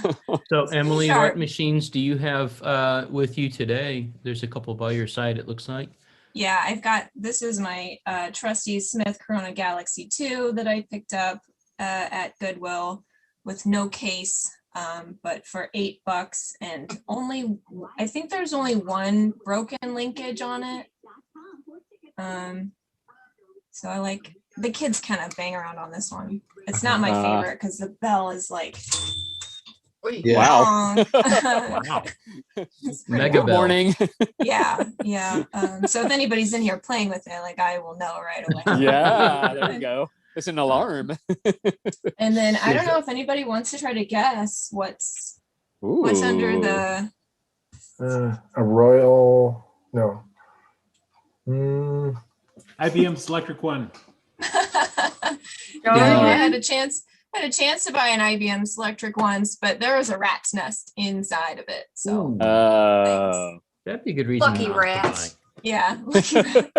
Nice place. Location. So, She's got her kids around. Come on. Oh, look at that. Is that the LC Smith? I have mine's upstairs. Yep. It's beautiful. Nice. Oh, yeah. Bring you in. I'll bring you in closer. Yeah. Yeah, I picked this up in an estate sale. Wow. It's so clean. It is because it was covered up and the house was like a time capsule. No one had lived there for 40 years. Wow. And stuff was just everywhere. All this old furniture, all these cool old cameras, this typewriter, and no one had touched it. So wow. Insightful, yeah. Works. It's a wide carriage, which is cool. I don't have one of those yet. And like that being on the right is kind of neat. Yeah. I use one of those all the time. I love it. That was my first typewriter my dad gave me is that. That's very great. nice. Well, and mine's the one that has that one that I have, my LC Smith. I think it's a 1914, but it's the one with the broken space bar. but the left side's broken off and I only use the right, so I don't care. But everyone walks into the house going, what's wrong with this typewriter? It's got a broken space bar. I go, yeah, but try it out. You'll never notice. Who cares that it's broken? You know, it's a great machine. So, you know what's cool about those typewriters is you can do this, the carriage return with your right hand, kind of just karate chop the left. And it's sort of a natural flow of your hands as you go like that and continue typing. Yeah. I feel like I wouldn't be able to get used to that because I'm left-handed. Oh, it takes a minute. Interesting. Yeah. Interesting. I mean, there is like a little thing that you can catch your hand on, but it doesn't do, it doesn't advance the line space. Advance the line. Yeah. Yeah. But Well, I'm glad I guess you asked. just get used to it. Yeah, it's pretty cool. So Yeah. Thank you Very for cool. showing those. yeah, thanks for letting me Pretty. share. So I should probably jump off, but I do want to say thanks to Bill for your letter. That just made my day when I got that. Aw. My first, Oh, you're the welcome. very first type I towel. think I've letter written that to was everybody that I've Aw. interacted not with cool. online. So Okay. hopefully everybody receives a letter sooner or later. Including up here in Canada. Yep. Haven't got it yet. Aw. Excellent. It's on its way. So Excellent, yeah, excellent. everybody that I've interacted with or spoke with, I believe, I try to that included their name on the type house list. I tried to send a letter to. So I'm Yeah, glad you got I that. say thank you. I say thank you too. I have to write you back. So It's it you know was a what? very I nice should put a surprise. disclaimer on my letters that with friends, family, whomever, that if no one were to write me back, it's still okay because I just love to write letters. It's like therapy for me, you know. Yeah. And Yeah. so I never worry about whether I get something back or not. If I do, it's pure bonus, you know. I love writing letters. It turns out, so I do a lot of it. It's cool. Very good. You're very efficient too. I applaud you for that. I've typed at least 2 rough drafts so far in a return letter to you, but none of them are sufficient enough. I don't So That's probably both one of my problems is I feel like I get too wordy in my letters, and I try to keep them like short to 1 page because I'm like, I don't want to write somebody a book. Like I'm gonna have to start including bookmarks. Well, in my Eric, letters. feel free to just throw my return letter to you in the garbage can. Then I'll apologize in advance. No, I don't mind getting letters that are longer, but I just feel like, you know, if I write something that's too long, I don't know if somebody is going to see that and think, oh, this is way too long. Like, I don't know. Well, Eric, you could put footnotes in your letter. So Depends on the person for me. Sometimes I just can't come up with anything to say that's that long. Just one quick word before Emily goes, and a little thought for everybody. Okay, bud. Whenever you say the word space bar, I always think of a place where astronauts go for a beer. The scene out of Star Wars, the original Star Wars movie. The cantina. Yep. Someone just said 10-4 on the Enterprise. Yep. Nice. That's good, William. All right. Well, I'm going to take off. So. All right. Okay, Thank you so good much. to see you. The space Good seeing you bar. again. Going to the space bar. Goodbye. Space bars where they Somebody serve should- drinks somebody should mixed open with up a- Tang. Yeah, That's we right. should open up a typewriter bar called the Space Bar. That would be awesome. Yeah. Tang and vodka was the main drink. That's it. I'll take one. Across from the space bar, you open up the type bar. The type bar. They could be competing restaurants. Give it a decade. I have my furry help here. Yes. Yeah, So we funny. were seeing some cat butt earlier. Go on, sweetie. Yeah. So it's okay to send people letters that are more than a page long. People don't get Yes. by that. Yes. No. It's okay by no. me. My I'm average fine with letter, it. my average letter is usually 3 or 4 pages. If I get chatting with somebody who I know, like before now, I have sent off a 12-page letter in Elite single space. Oh, Now right. that is on the email paper, so even with 12 sheets in an envelope, only came in at 28.5 grams. Wow. Yeah, because my concern was, like if I send a really long letter, then I'm taking up too much of that person's time. So Okay. I don't want to. Yep, here is my thought. If someone cares enough to send you a letter and you enjoy reading, make yourself a fresh pot of tea or a fresh pot of coffee, sit down, sip your tea, read the letter. Don't be in a hurry, don't be in a rush. I mean, if you are a typewriting enthusiast, you know yourself that you like to take time, slow down, disconnect for a while, and with a typed letter received from somebody, you can do that. Like you're not burning up screen time, you're not using online time. You're sitting there, you can disconnect everything, make yourself a fresh pot of coffee, a fresh pot of tea, whatever, and just sit down, enjoy and read. Yeah. That's my philosophy on typewriting. Yeah. That's what I enjoy Exactly. about getting letters too. Is just it's a time to disconnect when you're writing it, but also like when you're reading the letter. Yeah, it's kind of nice. Yeah. It just kind of it makes your day when you see a letter in the mailbox and just kind of being feeling that excitement, like, oh, what did they write me? So yeah, it's exactly. kind of a new experience for me. I haven't really written letters to anybody before this, like the end of last year. So it's really fun. I'm really enjoying it. Good. One thing, I have a typewriter pen pal outside of our group here, Christopher Oakes, and he's been to India, I think, at least 2 times, maybe more. And so he buys this handmade paper in India. So typically when I receive a letter from him, it's like 3 or 4 sheets, and each sheet is a different kind of paper. And it's just really fascinating seeing the different kinds of paper. Some of them have like leaves or flowers embedded in them, or even just little fibers. And then another thing he'll do is on each page, he uses a different typewriter. So I get to see a variety of type styles. So these are all things that you can experiment with. And if you feel bad about doing multiple pages, you could do like I do. I actually do 6x9. And so I'll typically do, 2 or 3 pages, sometimes even more. And somehow it doesn't seem like it would be as overwhelming for the reader. Yeah. I can't use my mill machine though, or at least not use it too much because it's all shouting. It's all caps. It's all caps. Oh, yeah. Oh, nice. I love that. It's good for about that. Reads. Yeah. Yeah.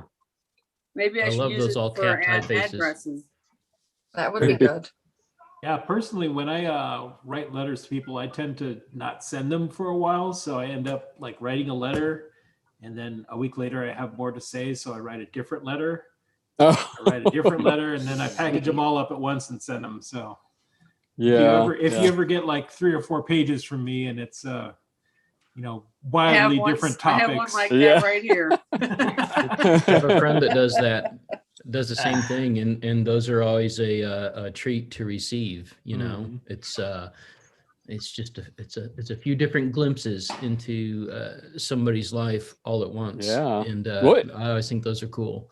Yeah, William is showing a long letter. That's a long letter. 11 by 17 with 6 CPI. Oh my goodness! Wow. Woo! And that's going to someone on this Type Pals. I need Oh, a drink after that. I know, huh?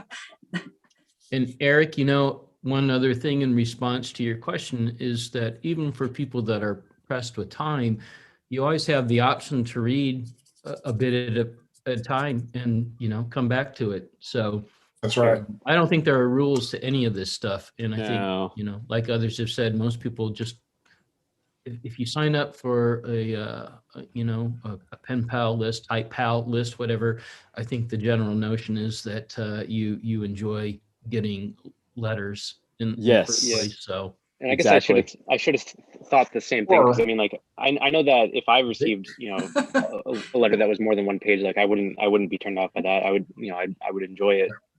But yeah, I guess my main concern was, like if I write a letter that's too long, that like goes through too much stuff, somebody might not write back because it's just like there's too much to to go through. No, I'll just write you back a half a page letter. Yeah, and then you'll be disappointed. For me, that's actually a good thing, because it gives me more to say back. Mm-hmm. So, you can go through and reply to every little thing, and I've done that, like with Christopher Oakes. We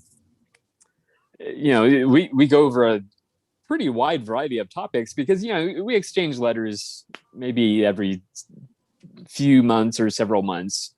So it's not very frequent.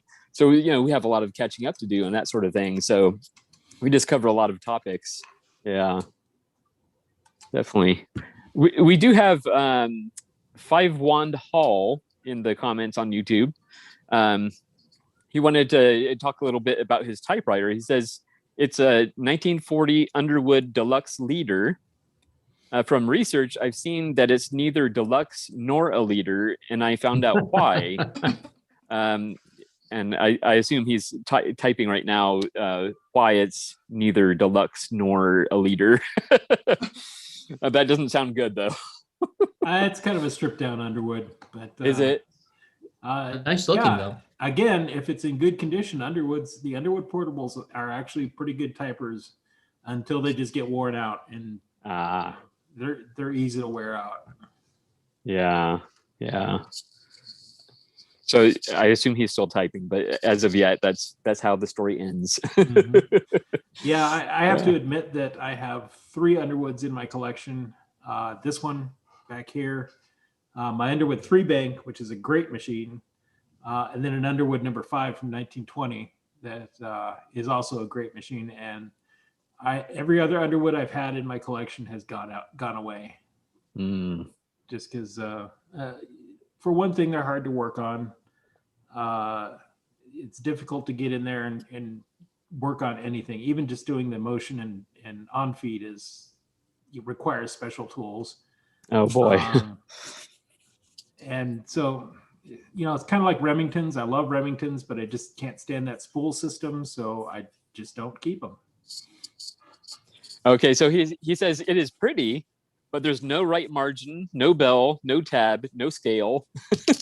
It's pretty stripped down. Yeah. But to me, that's not a bad thing. I love my Royal Companions, and they're stripped down Quiet Deluxes, basically. Mm-hmm. So a lot of that stuff you don't need. A right margin kind of helps. The bell, I would miss that, actually. I wonder if there is a bell, and it just needs to be adjusted, because I've had to adjust. That's a good question. More than one. With no right margin, there's no reason to have a bell. Oh yeah, that's right. That's right. Okay. Yeah, that's true. Brings me to the phrase "no bells and whistles." Yeah. One bell, no whistles. I've yet to see a whistle on a typewriter. Yeah. So does it get the Nobel Award? Yeah, there you go. He was working on that one for a couple minutes, I could see. Hey, John, it was interesting comparing notes with you on the Olympia Traveler online recently. Those are really nice small typewriters that they don't have much in the way of features, but they just get the job done. I had someone. Japanese whiskey. Oh, good. I just remembered I had some, so I was like, "Ooh, I'll drink the rest of this." Bill, someone looked at my Traveler Deluxe one day and looked at it. He said, "Oh, that's a time traveler." So that's my nickname for it, my time traveler. That works. Mm-hmm. Nice. Beautiful typewriter. The Traveler Deluxe, is that the one that's made in Japan? No, mine was Yugoslavia. Yep. Mm-hmm. Okay. Now, I have a question. I just by $1 I missed out on a Unis. Mhm. So what is it? It's the same typewriter, just a different brand. Yep. Okay. Branded. Yep. Because it was my orange with white trim, and I missed it by $1. I was that so the one upset. that was on Shop Goodwill recently, or Just recently? Yeah, I Yep. wondered if you were bidding on that when I saw it. I was bidding on it. Yeah. Sorry.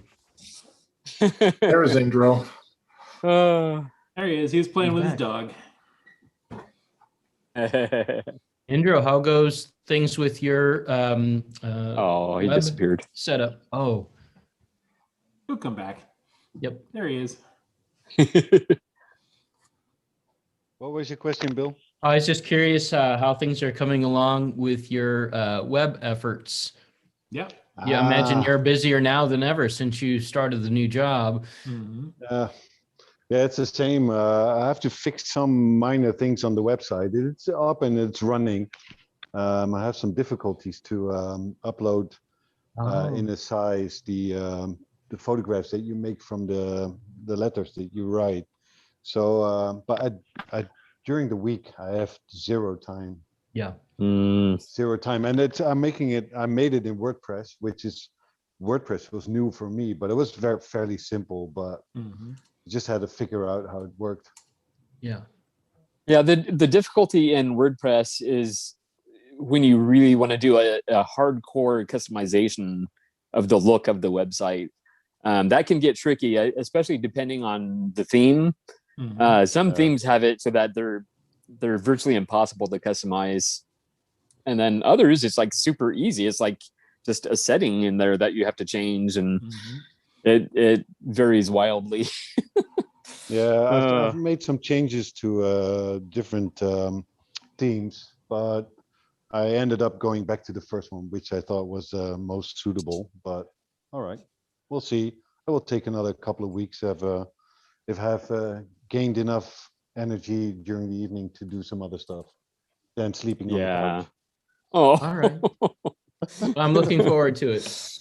Yeah, I was listening for I think the last half hour, so I was disappointed in you, Bill, that you sent letters to everybody because I thought I was the only one. There's one on its way to you, Indro. Yeah, I received that one. It'll take a little while. Yeah. Yep. No, everybody. Everybody. I know he didn't send one to me because I didn't put my address on the list. Well, like I said, everybody that included their address. Yeah. No, I start received it feeling very guilty nice. when people send me letters and I don't respond in time. So Ah, I try to limit that. You can't even remember your own notable blog posts, so I get it. I guess I still have. That's the price of feed I fame, have to Ted. send out to at least 2 people here. Nice. So I just haven't done it yet because I was going to write a letter for each one, but Those instructions that you made for the feed were actually really awesome looking. oh yeah, that took some time too. I keep promising Joe that I was going to send this stuff, and I keep thinking of more things to wait. So I don't have to go to the post office, but I have a whole stack now. So Joe looks a no little excuses, intimidating huh? with that hat on. I think I'd get that out to him sooner rather than later. I know. Reminds me of Business. Heisenberg. Yes, right. No, it's the wrong kind of hat for Heisenberg. Well, I don't feel so bad about Joe because he owes me a tape. So In fact, I think they're right here. Let's see. There's a tape right here. oh no, I don't have a micro cassette. You know, okay. So It must be a different tape. Yeah. you're gonna have to put it on an Full-size actual tape. cassette. Yeah. And I was going to send you Ted. I was going to send you a micro cassette. So I'm glad I know that now. As long as you send me a micro cassette player, then I can do it. There you go. Maybe I'll do that. I have a couple spare micro cassette players. Maybe I'll send you one, Ted. It's funny that you mentioned that. I always wanted to get one of those little Olympus micro cassette. L200. The L200. Yeah. Yeah. Very cool. Yep. I'm going to sign off, everybody. All You right, sign off, Joe. everybody. Good to see Thanks, you. Joe. Good seeing everybody again. I always look forward to it. Yeah. Yes, We'll yes. see you on Hopefully, YouTube this week. Hopefully. All right. Yeah. Golf wave. Do us a video. Looks like it's a little breezy outside, but it's sunny, so maybe I'll get some sun. There Yeah. you go. Yeah. All Okay, right. guys. Thank you so Bye, much, Joe. Joe. Take it easy. Joe. Bye. Bye, Joe. Bye. Bye. My goodness, I have to say, a couple of people just during this live stream have, and I feel extremely bad about it. Actually, people have been sending me money, and it is not necessary. I keep getting You're the these poor notices. typist. I keep getting these notices on my phone, and I'm like, oh my goodness. You guys are way too generous. I mean, just your company every Sunday morning is amazing. So that makes it worth it. But the fact that people are sending me money is like, oh my goodness. I'm gonna have to like buy some typewriters or something. Do you have a PayPal account or something, Gregory? Well, they've been sending it on Facebook. Oh. Yeah. Just set up Well, a Patreon. Well, someone, I opened their letter and money fell out. I was like, what? Someone here. Yeah, so that was a huge shock. But my wife said, because last night we went out. Well, I went to get dinner. It was roughly $20, and I brought it back, and my wife said, "Thank you, typewriter community." There you go. And also you need a webcam. So, Yes. don't forget Well, that and is an expense. now I have no excuse because the money I've received is more than enough. So I'm gonna have to like start coming up with like prizes to send out or like T-shirts or something You because deserve it, Gregory. Thanks for all you do T-shirt for us. would be You're awesome. pretty awesome. Oh, You do a good job here, man. well, Yeah. thank you.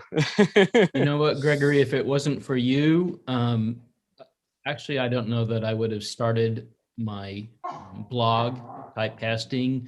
I certainly would have met all of you folks. And so I'm of the opinion that any praise or reward that you receive is well-deserved. I think it's a really Wow. cool thing that you've done here. And it's nice that you're so modest about it. But it's been a really cool thing for myself. And I'm sure I'm not alone in those feelings. So thank you. Yeah. It's an excellent idea. Yeah, create a lot of Wow. value. And Wow. very Yeah, well brought executed. a lot of great people together. Oh, I- see, I- I Go ahead. I learned about type pals through Bill's webpage after I saw his little link on the Typewriter Talk. So from here to here to here to here. Wow. Oh, look at this. It blows me away how people have been promoting this a lot more than I have, including Ted. Ted mentions it all the time. He shares it on social media. Joe has mentioned it in his blog. Bill, and it's so many people. Sarah is like constantly doing screenshots and sharing it on her timeline, and it's just it's very humbling and rewarding that we're all part of this. And I feel like I'm kind of just along for the ride, actually, because We're all along for the ride. We're building this together, really. I mean, yeah. Well, yeah. we're all participants. It's just amazing that this all came about because of COVID, and it's something very, very positive that is going to last for a long time has come out of COVID. So that's agree. really, yeah. Because especially now that people are sending me money, I can't stop now. So and I'm not saying just keep sending money. Do not send money, please. But it's going to pay the bills for a little while. So the bills of type Well, your pals. name is poor. You are Yeah. the first type. Yeah. That triggers it, I guess. Greg, I guess. Greg, oh, sorry. Yes. Take some of that money and go buy a yardstick, and then when we don't get the typing prompts on time, where is that? Oh wow, yeah. But yeah, again, I really thank everybody for being here, and I'm excited that so many people are providing me with typing prompts, because I think we're really onto something here with the typing prompts. It's something that we can really carry on for quite some time. I don't foresee really ever running out of ideas for that. Whereas, the themes, I felt like we're kind of running dry. So I appreciate everybody sending in the typing prompts. And if anybody does have any, you can email me at gregory@poortypist.com and send it there. And I have a bunch to queue up. But Williams is next. So that's gonna be next week. Cool. And I'm gonna make that post today so people can prepare properly for it. And get your thinking cap on for that one. Yeah, because it's very deep and philosophical, and I'm gonna quote his email. He's given me permission, so that will give you context of the question, which again was how I can just be myself with my typewriter, and it'll become more clear in the context that you'll see in the blog post. And again, I'll do that later today. So thank you so much for that, William. So definitely, yeah. But does anybody else have anything else? We're like 6 minutes shy of the 3.5 hours. Anybody have any last minute things? Rollers. Yeah. That's one thing I love. I love seeing people working on their typewriters or typing, and that's part of what this is all about. I feel like that's kind of what would be going on at a type-in anyway.